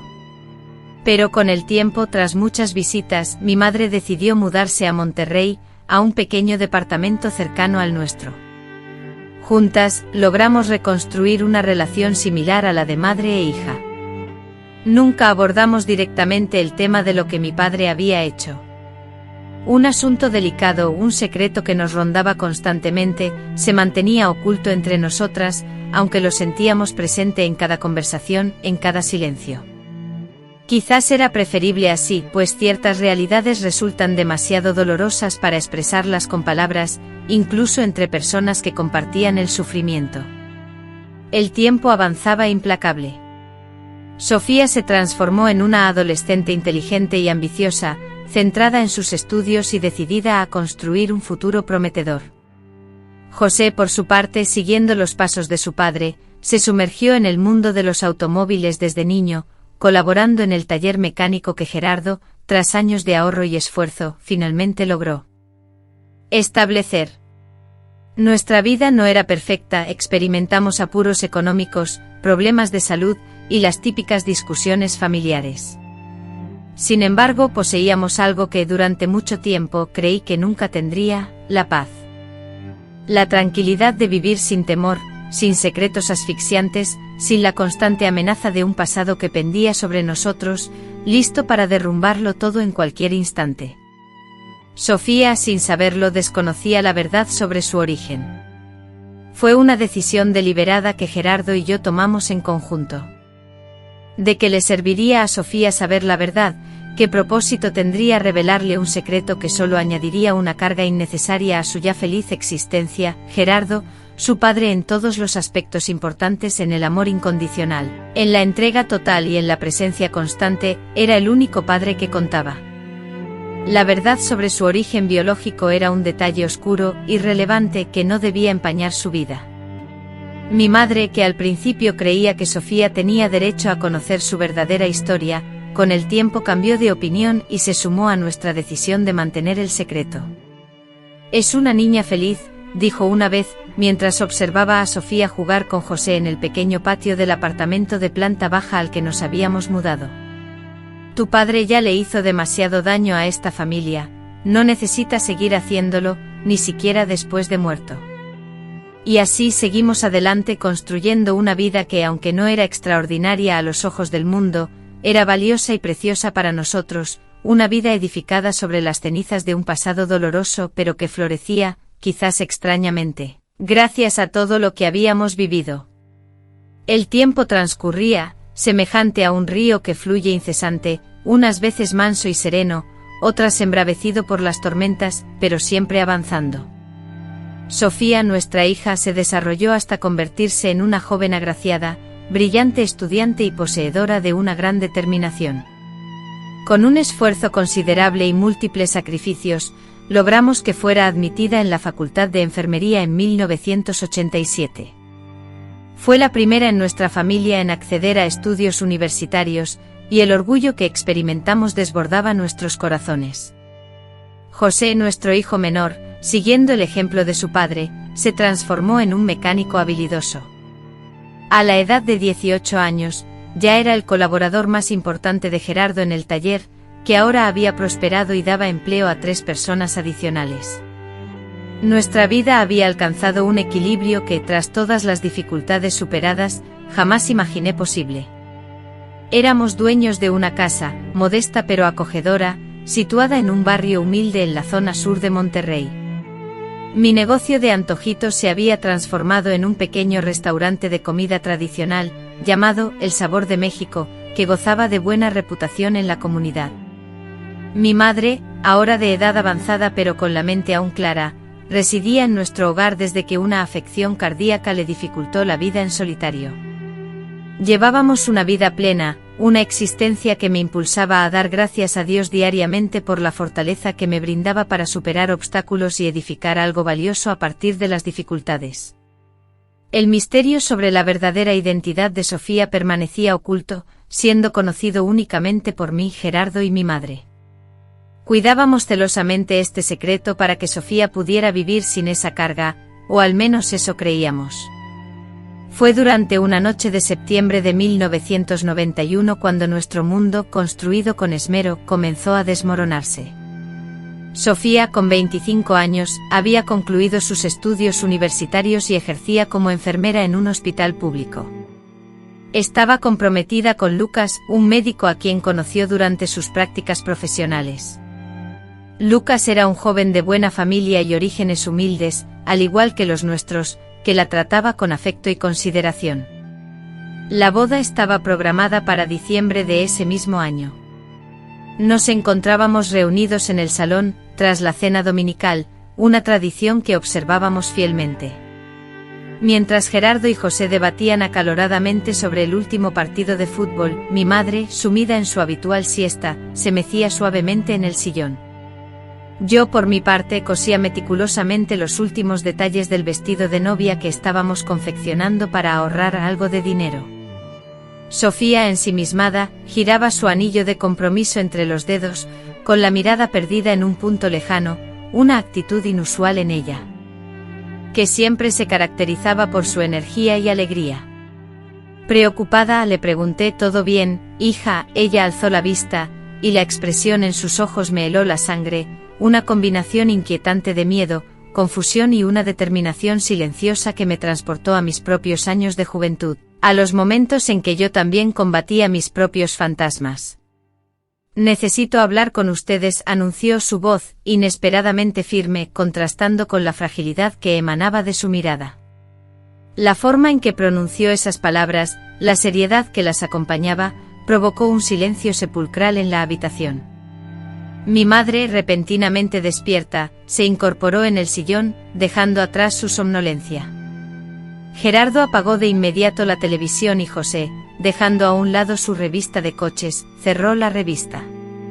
Todos, absolutamente todos, clavamos nuestros ojos en Sofía, quien parecía estar reuniendo el coraje necesario para revelar algo delicado. Finalmente Sofía anunció: «Estoy embarazada». Un instante de desconcierto se apoderó de la sala, seguido por expresiones de júbilo. Un bebé, una noticia que en circunstancias normales desataría abrazos y felicitaciones. Sin embargo, la expresión en el rostro de Sofía insinuaba algo más, algo mucho más profundo. «¡Qué maravilla, hija!», exclamé, intentando disimular mi creciente preocupación. Adelantaron un poco los planes familiares, pero eso no es un problema. La boda está a la vuelta de la esquina. «No es eso, mamá», interrumpió Sofía, con la voz temblorosa. «El problema no es estar embarazada antes de la boda». Tomó una profunda bocanada de aire, como quien se prepara para sumergirse en aguas turbulentas. «El problema es que el bebé no es de Lucas». El silencio, denso y pesado, invadió la habitación. Gerardo se irguió en su silla, su rostro repentinamente serio. José parecía incómodo, como si fuera testigo de algo que no le correspondía. Mi madre se llevó la mano al pecho, un gesto habitual desde que padecía problemas cardíacos. «¿Cómo que no es de Lucas?», pregunté, esforzándome por mantener la calma. «Sofía, ¿qué ocurre?», pregunté, mi voz temblorosa. Vi cómo las lágrimas comenzaron a surcar silenciosamente su rostro, un rostro tan parecido al mío que me desconcertaba. No podía entender lo que sucedía, y menos aún cómo relatarlo. Era algo horrible, inimaginable. Un escalofrío me recorrió la espalda, la escena me resultaba inquietantemente familiar, esas palabras, esa desesperación contenida. Inconscientemente llevé una mano a la boca, sintiendo pavor por lo que se avecinaba. «Es mi padre», logró articular Sofía, como si esas palabras le fueran arrancadas de la garganta. «El padre de mi bebé es mi propio padre». El mundo pareció dar vueltas a mi alrededor. Miré a Gerardo, su rostro pálido como la muerte. Se levantó de un salto, los puños apretados. Que eso es imposible. Sofía, ¿qué estás diciendo? Yo nunca jamás. No, tú no, papá, interrumpió Sofía, su voz extrañamente calmada en medio del caos. Mi padre biológico. El tiempo pareció detenerse. Sentí que la tierra se abría bajo mis pies, como si me precipitara a un vacío oscuro e interminable. ¿Cómo podía saberlo? ¿Quién le había revelado ese secreto? Y lo más increíble de todo, ¿cómo era posible que el padre biológico de Sofía, quien había fallecido hace más de 2 décadas, pudiera ser el padre del bebé que esperaba? ¿De qué estás hablando, hermana?, preguntó José, completamente desorientado. Nuestro padre es Gerardo. Siempre lo ha sido. Sofía negó con la cabeza, mientras las lágrimas rodaban por sus mejillas, que secó con el dorso de la mano. No para mí. Hace unos meses descubrí que Gerardo no es mi padre biológico. Miré a mi madre, que parecía a punto de desvanecerse. Habría sido ella, habría revelado el secreto a Sofía después de tantos años de silencio, como comencé, pero la voz se me quebró. Tragué saliva e intenté de nuevo. ¿Cómo te enteraste, hija? Encontré unas cartas antiguas, respondió Sofía. Cartas de la abuela para ti, mamá. Estaba buscando la receta del pastel de elote en tu habitación y encontré una caja debajo de la cama. Aunque juré no entrometerme, divisé un nombre en una de las cartas y, sin poder evitarlo, continué leyendo. Mi madre había escrito numerosas cartas a lo largo de los años, y en algunas, de manera sutil y velada, hacía mención al secreto relacionado con Sofía. Nunca se expresaba de forma directa. Siempre temíamos que las cartas cayeran en manos equivocadas, pero las pistas, si alguien prestaba atención, podrían ensamblarse como las piezas de un rompecabezas. Fue entonces cuando comencé mi investigación, prosiguió Sofía. Me dirigí a nuestro pueblo natal en Guanajuato. Recuerdo que te dije que era por trabajo, ¿verdad? Allí, encontré a personas que conocieron a nuestra familia. Pregunté, indagué y recopilé fragmentos de la historia. Sofía. Gerardo intentó interrumpir, pero ella alzó la mano, solicitando silencio. Y entonces lo encontré, murmuró su voz, casi inaudible. Encontré a mi padre biológico. Es imposible, susurré, sintiendo como la sangre se me helaba en las venas. Está muerto. Murió hace más de 20 años. Sofía me observó con una mezcla de desconcierto e incredulidad. Muerto, no, mamá, está vivo. En Guadalajara reside actualmente y fue en esa ciudad donde Sofía lo encontró. De pronto, la habitación volvió a dar vueltas y sentí a Gerardo sujetándome del brazo para evitar que me desplomara. ¿Quién?, pregunté con voz apenas audible. ¿A quién encontraste, Sofía?, preguntó. A Armando Álvarez, respondió ella, mi abuelo, o mejor dicho, mi padre. Mi padre está vivo en Guadalajara. Las palabras eran incomprensibles, carentes de lógica. Recibí la noticia de su fallecimiento, y mi propia madre me lo confirmó. Era imposible. Miré a mi madre, quien ahora lloraba silenciosamente en el sillón, con el rostro oculto entre las manos, y en ese momento supe que había sido engañada, que la noticia de la muerte de mi padre había sido una mentira piadosa, contada para protegernos. Mamá, llamé con la voz quebrada por la emoción contenida. Es verdad, está vivo. Ella alzó el rostro con los ojos enrojecidos y las manos temblorosas. Perdóname, hija mía, susurró. Pensé que sería mejor así. Él desapareció y nadie sabía dónde estaba. Al llegar a Monterrey, creí que su seguridad se fortalecería si pensaban que yo había muerto. La traición me impactó brutalmente. Durante años viví con esa mentira, convencido de que el monstruo de mis pesadillas ya no podía lastimarme, cuando en realidad seguía vivo y había encontrado a Sofía. Dime qué te hizo, le pregunté a Sofía, temiendo la respuesta pero con la necesidad imperiosa de saber. ¿Te lastimó? Sofía bajó la mirada, incapaz de sostenerme la mía. No fue así al principio, susurró. se presentó como un familiar lejano que me había conocido de bebé. Era amable. Contaba historias de la familia, me compraba regalos y afirmó tener información sobre mi padre biológico, pero que necesitaba tiempo para compartirla. Mi estómago se contrajo pues reconocía esa táctica, la amabilidad calculada, la manipulación sutil, la construcción de confianza para luego destruirla. Nos encontramos varias veces, continuó Sofía. Él siempre traía una historia nueva, un detalle fresco, pero nunca me reveló la identidad de mi padre, hasta que una noche, tras algunas copas de más, se quebró, incapaz de seguir. No necesitaba hacerlo. Yo ya entendía la verdad, el mismo horror que yo había sufrido décadas atrás, repitiéndose ahora con mi hija en un ciclo vicioso que parecía interminable. Solo después, retomó Sofía, su voz casi un susurro. Solo entonces me confesó la verdad, que él era mi padre biológico y que había estado contigo antes de tu matrimonio. La mentira final, la manipulación suprema.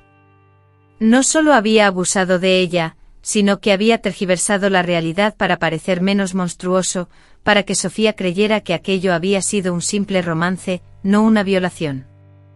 Y ahora ella esperaba un hijo suyo, tal como yo la había gestado a ella. Gerardo, que había permanecido en silencio, asimilando todo con creciente horror, finalmente habló.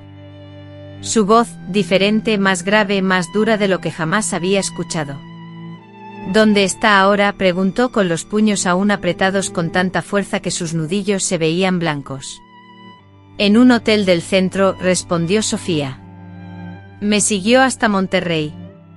Dice que quiere ser parte de la vida del bebé. No, dijo Gerardo, la palabra saliendo como un gruñido. Eso nunca va a pasar. Sofía rompió a llorar de nuevo, su cuerpo sacudiéndose con sollozos. No sé qué hacer. Lucas no sabe nada de esto. ¿Cómo voy a contárselo? ¿Cómo puedo explicar que el bebé que estoy esperando ese es? No pudo terminar la frase. José, que había permanecido en estado de shock hasta ese momento, se acercó a su hermana y la abrazó torpemente sin entender del todo lo que ocurría, pero sintiendo su dolor. Sofía, llamó forzándose a mantener la calma a pesar del torbellino de emociones que sentía, hija mía, mírame. Ella levantó los ojos enrojecidos por el llanto. Hay algo que necesitas saber. Sentí que había llegado el momento de revelar la verdad completa sobre tu origen, sobre tu padre biológico. Así que por primera vez narré la historia completa, la violación que sufrí la noche anterior a mi boda, el descubrimiento de mi embarazo, la decisión de criar a Sofía como hija de Gerardo, la persecución que sufrimos por parte de mi padre, la huida a la Ciudad de México y luego a Monterrey, y la mentira sobre la muerte de tu padre biológico. Relaté cada detalle sin omitir nada, mientras las lágrimas rodaban por mis mejillas y por las de todos los presentes. Al terminar, un silencio profundo y pesado llenó la habitación. Sofía me observaba con una expresión que no podía comprender, horror, comprensión, quizá hasta un poco de alivio por finalmente conocer la verdad de su vida. Entonces, yo soy, comenzó su voz quebrada.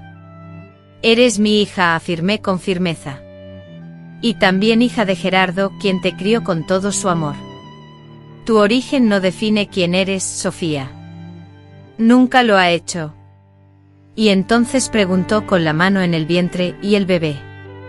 La interrogante ¿qué hacer con este bebé? Flotaba en el ambiente densa e inamovible. Era una encrucijada crucial en la vida de mi hija, una decisión que la obligaba a elegir entre opciones que yo jamás había tenido que considerar. En mi juventud, cuando supe que esperaba a Sofía, el aborto no era una posibilidad, ni por mis convicciones ni por las limitaciones de la época y el lugar, el Guanajuato rural de los años 60. Pero ahora, en 1991, en Monterrey, Sofía tenía otras alternativas, otras vías por explorar. Esa decisión solo te corresponde a ti, le dije por fin. Pero sea lo que decidas, cuenta con nuestro apoyo incondicional. Dirigí mi mirada a Gerardo, quien asintió solemnemente. A pesar de la ira que sentía hacia mi padre y del desconcierto por la situación, su amor por Sofía era evidente y trascendía cualquier conflicto. Él sería su refugio como lo había sido para mí. Primero, comenzó Gerardo con voz ahora más firme, debemos encargarnos de él, de Armando. Es peligroso, advertí con seriedad. Ustedes no tienen idea de lo que él es capaz. Yo sí lo sé, susurró Sofía, la voz apenas audible. Ahora lo sé. El dolor en su voz me destrozó el alma. Mi hija, a quien había tratado de proteger desde el primer día, había sido tocada por el mismo sufrimiento que me atormentaba a mí. La historia, una vez más, se repetía, a pesar de todos los esfuerzos que habíamos hecho por cambiar el pasado. No permitiré que te acerques a ella otra vez, dijo Gerardo con una determinación inquebrantable en su voz. Ni a ti ni al bebé si decides tenerlo. Pero ¿cómo?, pregunté sintiendo el miedo helándome la sangre. Él siempre encuentra la manera. Siempre. Esta vez es diferente, respondió Gerardo. Ya no somos aquellos jóvenes asustados que huían en la oscuridad de la noche. Tenemos una vida construida, tenemos recursos, tenemos amigos que pueden ayudarnos. Se puso de pie, tomó el teléfono y comenzó a marcar un número. Voy a llamar a Renato, dijo, refiriéndose a nuestro amigo abogado, que ocasionalmente nos asesoraba con asuntos del taller. Primero obtendremos una orden de alejamiento para protegerla, y luego presentaremos una denuncia ante la policía. Repetí, asustada, pero tenemos pruebas suficientes. Pasó hace mucho tiempo. Gerardo respondió con firmeza, contamos con el testimonio de Sofía. Si te hizo esto a ti, y a ella, seguramente hay otras mujeres. La policía puede investigar, encontrar más víctimas. La idea de revelar nuestro secreto, de revivir el horror en comisarías y tribunales, me aterraba. Pero al ver a Sofía, y la desesperación en sus ojos, comprendí que no teníamos otra opción. Había que romper el ciclo. La noche transcurrió entre conversaciones, lágrimas y planificación. José, aún asimilando lo ocurrido, se ofreció a dormir en el sofá de la sala. Para proteger la casa, un gesto ingenuo pero reconfortante. Angustiada por el descubrimiento de que su engaño no había surtido el efecto protector que anhelaba, mi madre ingirió un calmante para los nervios y se retiró a descansar antes de lo habitual. Sofía, incapaz de regresar sola a su apartamento, donde residía desde que obtuvo su empleo, optó por permanecer con nosotros esa noche. En un momento dado, Lucas, visiblemente atormentado, formuló la pregunta más espinosa: ¿cómo le digo esto? ¿Cómo comunicar la realidad a su prometido con quien planeaba contraer matrimonio en cuestión de meses? ¿Cómo solicitarle que aceptara un hijo engendrado en tales circunstancias? Tras una pausa, respondí con la verdad. Si te ama de verdad, entenderá. Te brindará su apoyo como Gerardo me lo brindó a mí. ¿Y si no me apoya?, inquirió, reflejando el miedo en su voz. Entonces no es el hombre que creías, y mereces a alguien mejor, replicó Gerardo con sencillez. A la mañana siguiente, con el ánimo renovado, pusimos en marcha nuestro plan, recibiendo la temprana visita de Renato, el abogado, en nuestra casa. Después de escuchar pacientemente mi relato completo, mostrando una profesionalidad que me tranquilizó, sin hacer juicios ni exagerar mis miedos, sino tomando notas de los detalles cruciales y formulando preguntas relevantes, Renato me aseguró que obtener una orden de restricción sería sencillo. Según él, con mis declaraciones y el testimonio de Sofía, había suficientes pruebas. En cuanto al proceso penal, reconoció que sería más complejo debido al tiempo transcurrido, pero no imposible, sobre todo si, como sospechábamos, existían otras posibles víctimas. El plan que ideó era directo: Sofía acordaría una cita con mi padre en el hotel donde se alojaba, pero no iría sola. Gerardo y 2 policías amigos de Renato estarían en las inmediaciones, preparados para actuar. En el momento oportuno confrontaríamos a mi padre con la verdad y la presencia policial, entregándole la orden de restricción e informándole sobre el proceso legal que iniciábamos. Renato, sin embargo, me advirtió que era una situación arriesgada, ya que hombres como mi padre podían reaccionar violentamente al sentirse acorralados. Por esa razón, la policía estará presente, respondió Gerardo. No permitiremos que escape esta vez. Sofía, aunque nerviosa, mostraba determinación. Quiero mirarlo a los ojos, declaró. Quiero que sepa que descubrí la verdad, que ya no soy la víctima inocente a la que puede manipular. Acepté el plan, aunque a regañadientes. Una parte de mí deseaba huir de nuevo, llevar a mi familia y desaparecer a un lugar donde mi padre jamás nos encontrara. Sin embargo, otra parte, la que había soportado esta carga durante casi 30 años, anhelaba la confrontación, la justicia, el fin definitivo de esa pesadilla. Antes de salir, Sofía pidió hablar a solas conmigo. Fuimos al jardín, donde el pequeño jazmín que planté años atrás inundaba el aire de la mañana con su perfume. Mamá, dijo tomando mis manos. Antes de enfrentarnos a él, necesito decirte algo. ¿Qué, hija mía?, pregunté. Decidí quedarme con el bebé, afirmó con voz firme a pesar de las lágrimas que inundaban sus ojos. Comprendo que pueda sonar insólito, pero reviví en mi memoria la historia que me compartiste sobre cómo me amaste desde el primer instante. A pesar de las circunstancias, siento la capacidad de experimentar ese mismo amor. Abracé a mi hija con fuerza, sintiendo su pequeño cuerpo temblar junto al mío. ¿Cuántas veces había anhelado este instante? No el de la dolorosa confesión, sino el de la profunda conexión y entendimiento mutuo. ¿Cuántas veces me cuestioné si Sofía comprendería mis decisiones, mis secretos, los sacrificios que he hecho? ¿Estás segura?, pregunté separándome para examinar su rostro. Es una decisión sumamente difícil, Sofía, muy íntima y personal. Lo estoy, respondió ella. Y hay más. Anoche hablé con Lucas. Al salir de aquí mi corazón dio un vuelco de emoción. ¿Y cómo reaccionó?, pregunté con curiosidad. Una leve sonrisa, la primera desde que esta situación nos abruma, se dibujó en su rostro. Lloró conmigo, se impactó, se enfureció con mi abuelo, pero después pronunció algo que jamás olvidaré. ¿Qué fue lo que dijo? El amor verdadero no solo florece en los momentos felices, sino que se manifiesta y fortalece especialmente en las dificultades, justo cuando más se necesita. Él me ama incondicionalmente pase lo que pase, y amará a este bebé como si fuera su propio hijo porque es mío, y todo lo que es mío, él lo atesora. Las lágrimas humedecieron mis ojos al recordar cuántas veces Gerardo me había repetido palabras de consuelo y apoyo similares a lo largo de los años, palabras que me sostenían y me daban la fuerza para seguir adelante. Sofía había encontrado a su propio Gerardo, un hombre bueno con la fortaleza suficiente para amar incondicionalmente, para ver más allá de las sombras del pasado. Es un hombre afortunado, murmuré enjugando mis lágrimas. Tenerte es la mayor bendición de su vida.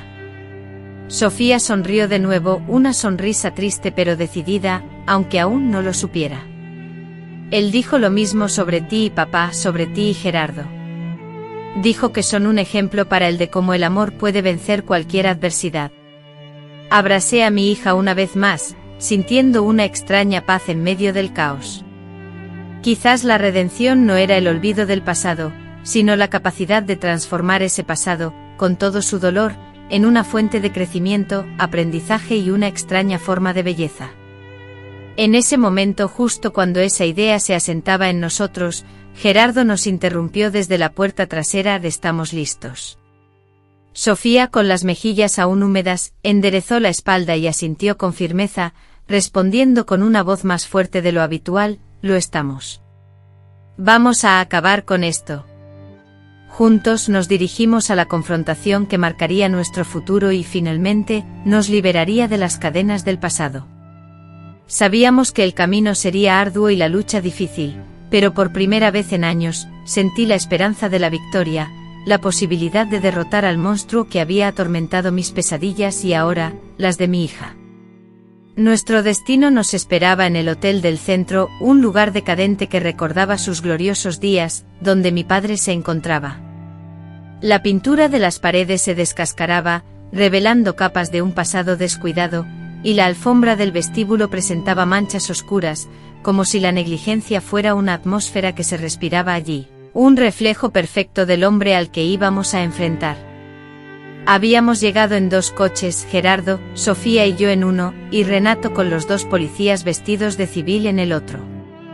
¿Estás segura de que quieres hacer esto?, le pregunté a Sofía por enésima vez, mientras esperábamos en el vestíbulo del hotel. Todavía podemos cambiar de idea, buscar otra forma de abordar esto. Ella apretó mi mano con firmeza, sus ojos clavados en la puerta del ascensor. Estoy segura, mamá. Necesito mirarlo a los ojos. Necesito que sepa que ya no tiene poder sobre ninguna de nosotras. Sofía había llamado a mi padre más temprano, concertando una cita en el restaurante del hotel. Él no tenía ni idea de que vendríamos todos, ni de que habría policías esperando en un discreto rincón, ni de que su vida de abusos y manipulaciones estaba a punto de llegar a su fin. Cuando las puertas del ascensor se abrieron y él salió, por un instante no lo reconocí.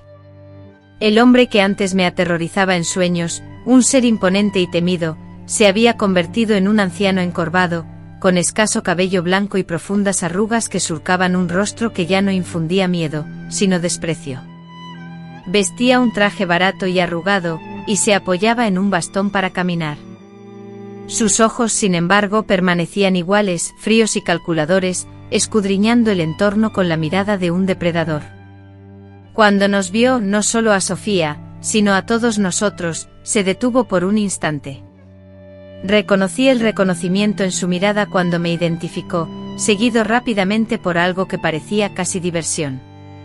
Marisol, dijo mi nombre saliendo como un suspiro áspero de sus labios. Sentí a Gerardo tensarse a mi lado. Los puños apretados. Puse mi mano en su brazo pidiendo calma silenciosamente. No era el momento de perder el control. Armando, respondí fríamente negándome a llamarlo padre. Parece que encontraste la manera de volver de entre los muertos. Él esbozó una sonrisa torcida, revelando dientes amarillentos. Tu madre siempre fue una persona con una imaginación desbordante. Para ti, era conveniente que creyeran que yo estaba muerto. No, lo que fue verdaderamente inconveniente, interrumpió Sofía, dando un paso al frente, fue que aparecieras en mi vida, mintiendo sobre quién eras, y su voz flaqueó por un momento pero se recompuso. Y después hicieras lo que hiciste. Mi padre observó a Sofía con una mirada que casi parecía afectuosa, lo que me provocó una sensación de profundo asco. Mi nieta, o debería decir, mi hija, que pareces tanto a tu madre a tu edad. No pude evitarlo cuando te encontré por casualidad en ese mercado en Guadalajara. ¿Por casualidad?, pregunté, la desconfianza palpable en mi voz. ¿O lo planeaste deliberadamente? Él se encogió de hombros, apoyándose más en su bastón. ¿Qué importa? El destino nos unió. Eso no es lo relevante. Y ahora vamos a tener un nuevo miembro en la familia. La forma en que hablaba con tanta naturalidad de su crimen y de sus manipulaciones me dejó sin aliento. En la mente retorcida de Gerardo parecía que no había cometido ninguna falta, ni conmigo hace años, ni con Sofía ahora. No habrá ninguna reunión familiar, declaró Gerardo con la voz controlada, pero llena de una furia contenida, algo que rara vez mostraba. Mi padre, con una mirada desdeñosa, lo evaluó a el buen Gerardo, siempre dispuesto a hacerse cargo de los hijos de otros, ¿verdad? Primero Sofía, ahora este bebé. Muy comprensivo.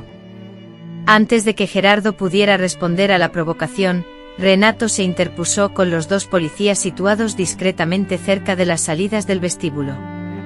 Señor Armando Álvarez, anunció Renato con voz profesional, soy Renato Campos, abogado de la familia. Tengo aquí una orden de restricción que le prohíbe acercarse o contactar a Sofía Martínez, o a cualquier miembro de su familia. Extendió el documento, pero mi padre, ignorándolo por completo, mantuvo sus ojos fijos en mí. Renato, impasible, continuó, quiero informarle que ha sido formalmente acusado de los delitos de violación y abuso sexual. La policía desea obtener su testimonio. En ese momento presencié por primera vez en mi vida una expresión que jamás había visto en el rostro de mi padre: miedo. Por una fracción de segundo, el control se quebró. La fachada cayó, revelando lo que realmente era: un anciano aterrado, atrapado por sus propios actos. Pero el instante fue breve. La sonrisa torcida reapareció en sus labios. ¿De qué hablan?, preguntó con una voz que intentaba disimular la irritación. Violación, abuso, respondió Sofía, con una firmeza sorprendente. Usted vino a mí por su propia voluntad. Tuvimos una relación consentida. Ella es adulta. Por el amor de Dios, bajo falsos pretextos, replicó Sofía. Se hizo pasar por mi abuelo, ganó mi confianza, me emborrachó y solo después me reveló quién era en realidad. Eso no es consentimiento. No solo fue ella, añadí, avanzando un paso. A mí también me hiciste lo mismo, y lo recuerdo muy bien, en la víspera de mi boda. Y no me cabe duda de que lo has hecho con otras mujeres a lo largo de los años. Renato se echó a reír, una risa forzada y sin gracia. Pretender sacar a la luz algo que supuestamente ocurrió hace casi 30 años. Sé razonable, Marisol. Nadie va a creerte esa historia absurda. Puede que no, admitió Renato, si fuera solo la palabra de la señora Martínez contra la suya, pero ahora tenemos el testimonio de Sofía, además de las evidencias que estamos recabando de otras posibles víctimas, y el caso se está volviendo mucho más sólido. En ese momento los dos policías se acercaron, mostrando discretamente sus placas. Señor Álvarez, dijo uno de ellos, nos gustaría que nos acompañara a la comisaría para hacer algunas aclaraciones. Vi el pánico apoderarse de los ojos de mi padre. Miró a su alrededor como buscando una vía de escape, pero los policías ya estaban estratégicamente colocados. Acorralado, hizo lo único que le quedaba: atacar verbalmente. Siempre has sido una malagradecida. Con voz envenenada me reprochó: yo te di un hogar a ti y a tu madre, comida en la mesa, y así es como me lo agradeces, persiguiéndome con mentiras y destruyendo mi reputación. No contesté. No tenía nada más que decir a ese hombre, el mismo que había arruinado tantas vidas, incluyendo la mía y la de mi hija. En lugar de eso, avancé un paso y realicé algo que nunca imaginé que me atrevería a hacer. Lo miré directamente a los ojos y sonreí, una sonrisa tranquila, sin ira ni miedo, la sonrisa de alguien que finalmente ha encontrado su liberación. Con voz serena, le dije: tu tiempo se acabó. Los policías se lo llevaron sin que opusiera resistencia física, ya estaba demasiado mayor para ello, aunque no dejaba de maldecir y amenazar. Prometió demandarnos a todos, juró tener amigos poderosos y aseguró que saldría de la comisaría en pocas horas, pero la desesperación en sus amenazas revelaba la verdad, sabía que esta vez no escaparía.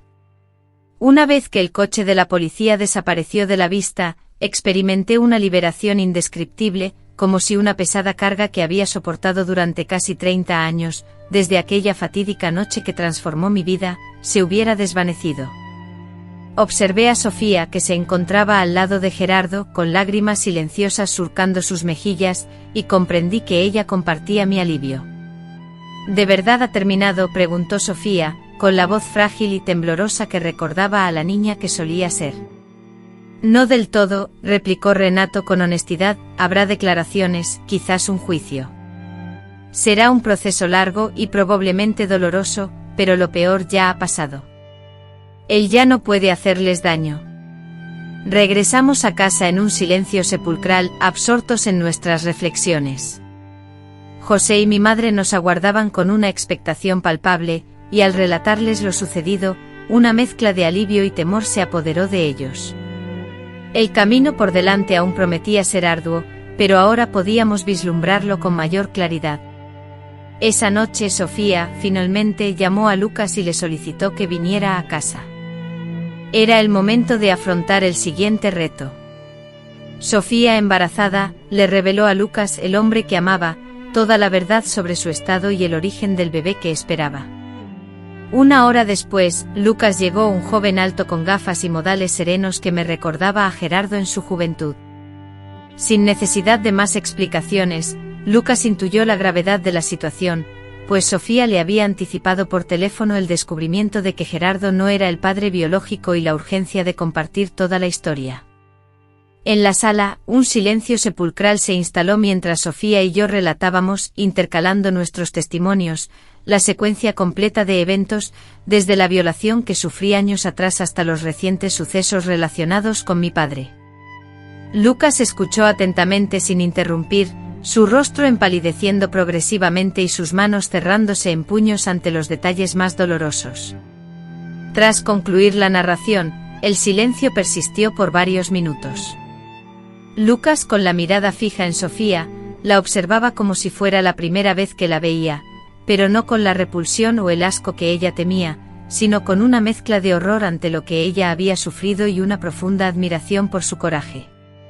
Yo, comenzó con la voz temblorosa. Carraspeó, esforzándose por hablar de nuevo. Siento mucho todo lo que han tenido que pasar. No puedo ni imaginarlo. Sofía, con los ojos suplicantes, tomó las manos de Lucas. Entiendo si quieres cancelar la boda. Entiendo si no quieres criar a este bebé sabiendo de dónde viene. Solo te pido, Lucas la interrumpió suavemente colocando un dedo sobre sus labios. No digas eso. Nunca digas eso. Te amo, Sofía. Amo todo de ti, tu fuerza, tu bondad, tu corazón. Lo que sucedió no fue tu culpa y, por supuesto, tampoco la de este bebé. Luego, volviéndose hacia mí y Gerardo con una determinación clara brillando tras sus gafas. Continuó: ustedes me han demostrado lo que significa el amor verdadero, estar al lado de la persona que amamos, sin importar lo que suceda. Quiero hacer lo mismo por Sofía y por este bebé. Quiero ser el padre que este niño merece, de la misma manera que Gerardo lo fue para Sofía. Recuerdo el día que Gerardo, quien rara vez mostraba emociones en público, no pudo evitar romper en llanto. Se levantó emocionado y abrazó a Lucas con fuerza, un abrazo que expresaba todo el cariño y apoyo que sentía.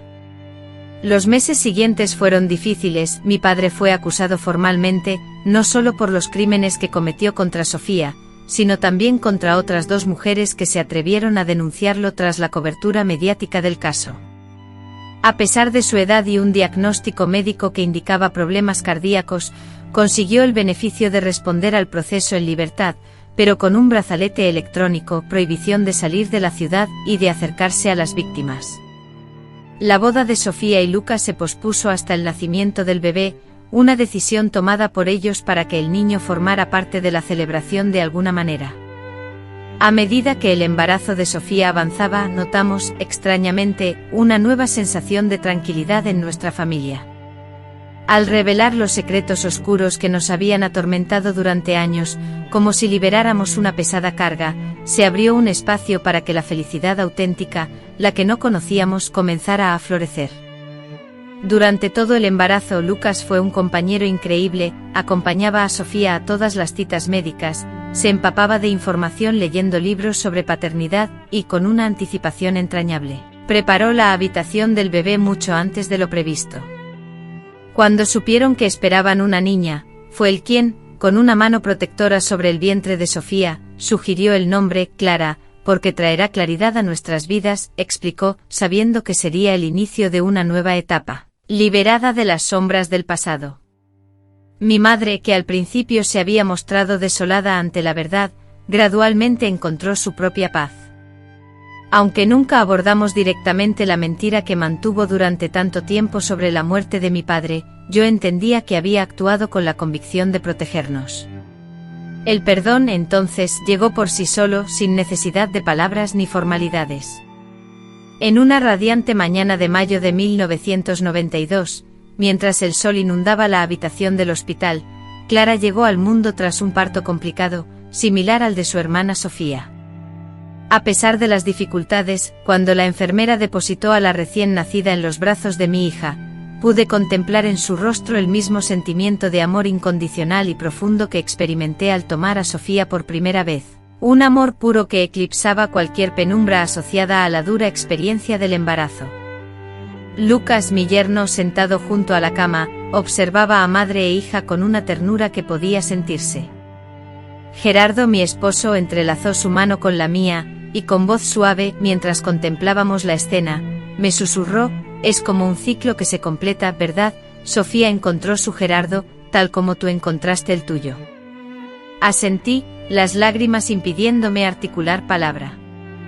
Era precisamente eso, un ciclo finalizándose, una herida cicatrizando, una nueva generación emergiendo sin la carga opresiva de los secretos que habíamos guardado por tanto tiempo. 3 meses después del nacimiento de Clara, el juicio contra mi padre dio inicio. El proceso fue extremadamente duro y doloroso, con instantes en los que tanto Sofía como yo estuvimos al borde de abandonar, reviviendo los traumas sufridos y siendo sometidas a cuestionamientos por abogados defensores que intentaban hacernos parecer mentirosas o confundidas. Resultaba casi insoportable tener que encarar la mirada fría del hombre que había arruinado tantas vidas. A pesar de todo, nos brindamos apoyo mutuo y nuestra familia, más unida que nunca, se convirtió en nuestro mayor soporte. Gerardo, José, Lucas, mi madre y, sobre todo, las otras víctimas que se presentaron como testigos. Juntos formamos un frente común contra el mal que ese hombre representaba, y finalmente logramos vencer. En enero de 1993, mi padre fue sentenciado a 15 años de prisión, una condena que, dada su avanzada edad de 75 años en ese momento, equivalía prácticamente a una cadena perpetua. No saldría con vida de la cárcel. Sin embargo, al escuchar el anuncio del juez, la euforia que esperaba no llegó. El silencio se apoderó de todos, sin júbilo ni efusivos abrazos, solo un profundo y compartido suspiro, como si toda nuestra familia, tras años de espera, por fin se liberara de una carga. ¿Es el final?, preguntó Sofía, con Clara en brazos, al salir del juzgado. Es un nuevo comienzo, respondí, acariciando suavemente la mejilla de mi nieta. 2 meses después llegó la boda de Sofía y Lucas con Clara, casi de 1 año, convertida en una pequeña dama de honor, llevada por José por el pasillo de la iglesia. Fue una ceremonia íntima y emotiva, inundada de lágrimas de alegría y promesas de un futuro mejor. En la recepción observé a mi familia: Gerardo con canas pero la misma mirada afectuosa, José, convertido en un hombre con su novia a su lado, Sofía y Lucas, irradiando felicidad, y Clara, riendo y aplaudiendo en los brazos de mi madre. Completamente ignorante de que su mera existencia era la prueba viviente del triunfo del amor sobre el odio, de la luz sobre la oscuridad. En ese instante comprendí que todo había valido la pena, los horrores sufridos, las batallas libradas, los secretos dolorosos, todo nos había conducido hasta ese momento de paz y alegría genuinas. No se trataba de un final feliz de cuento de hadas, siempre llevaríamos las cicatrices de lo vivido, pero era un final honesto, real, conseguido con esfuerzo, sufrimiento y una determinación feroz de impedir que el mal tuviera la última palabra. Con el tiempo, Sofía y Lucas tuvieron 2 hijos más, Antonio y Beatriz, quienes crecieron admirando y respetando a Clara como su hermana mayor. Jamás ocultamos la verdad sobre el origen de Clara, sino que se la explicamos de manera acorde a su edad, haciendo hincapié en el amor que la envolvía y en la familia que la había elegido, sin importar cómo llegó al mundo. Gerardo se jubiló del taller, el cual José tomó y expandió. Tras cerrar mi restaurante al cumplir los 70, continúo preparando tamales para mi familia los fines de semana, una costumbre que aviva la memoria de aquella niña de Guanajuato que fui. Mi madre, rodeada de bisnietos que la amaban, y con el perdón completo de su hija y nieta, falleció plácidamente a los 92 años. Mi padre murió solo y olvidado en prisión en 1998. Al recibir la noticia, sentí un extraño alivio, como quien cierra un libro oscuro que ya no puede atemorizar. Ahora, a los 78 años, sentada en este puesto de tamales que mis nietos montaron para que compartiera mis recuerdos, contemplo mi vida, un camino de espinas y flores, una niña temerosa que se transformó en una mujer fuerte, y una joven sin esperanza que encontró el amor verdadero. Clara, ahora con 33 años, es una dedicada médica pediatra, felizmente casada y madre de un niño pequeño. Ella, a pesar de conocer desde siempre la oscura verdad sobre su origen, nunca permitió que ese conocimiento la definiera o limitara, por el contrario, le infundió una profunda compasión por los más débiles y una sensibilidad excepcional ante el sufrimiento ajeno, cualidades que la convierten en una profesional de la salud sobresaliente. El mal que su padre intentó perpetrar contra su propia voluntad, paradójicamente, ha dado lugar a una mayor bondad en el mundo. Y así es como finalmente triunfamos, no solo resistiendo, sino convirtiendo nuestro dolor en algo valioso, en algo que ayuda a los demás y que hace del mundo un lugar un poco mejor. Si has llegado hasta este punto de mi relato, te expreso mi más sincero agradecimiento. Es doloroso escuchar historias como esta, y también lo es compartirlas, sin embargo, creo firmemente que al revelar nuestras experiencias, tanto las dolorosas como las de superación, estamos ofreciendo apoyo a aquellos que quizás estén viviendo situaciones similares, haciéndoles saber que no están solos, que hay esperanza y que es posible encontrar la luz después de la adversidad. Si esta historia ha resonado contigo, te invito a suscribirte al canal, darle me gusta al vídeo y comentar desde qué ciudad nos estás viendo. En nuestro canal Memorias de las Abuelas encontrarás historias reales de mujeres extraordinarias, abuelas como yo, que desafiaron lo imposible y encontraron la fuerza para sonreír, amar y seguir adelante. Recuerda siempre, tu pasado puede explicar tu presente, pero no define tu futuro. La historia de tu vida aún no ha terminado, y tú eres quien la escribe.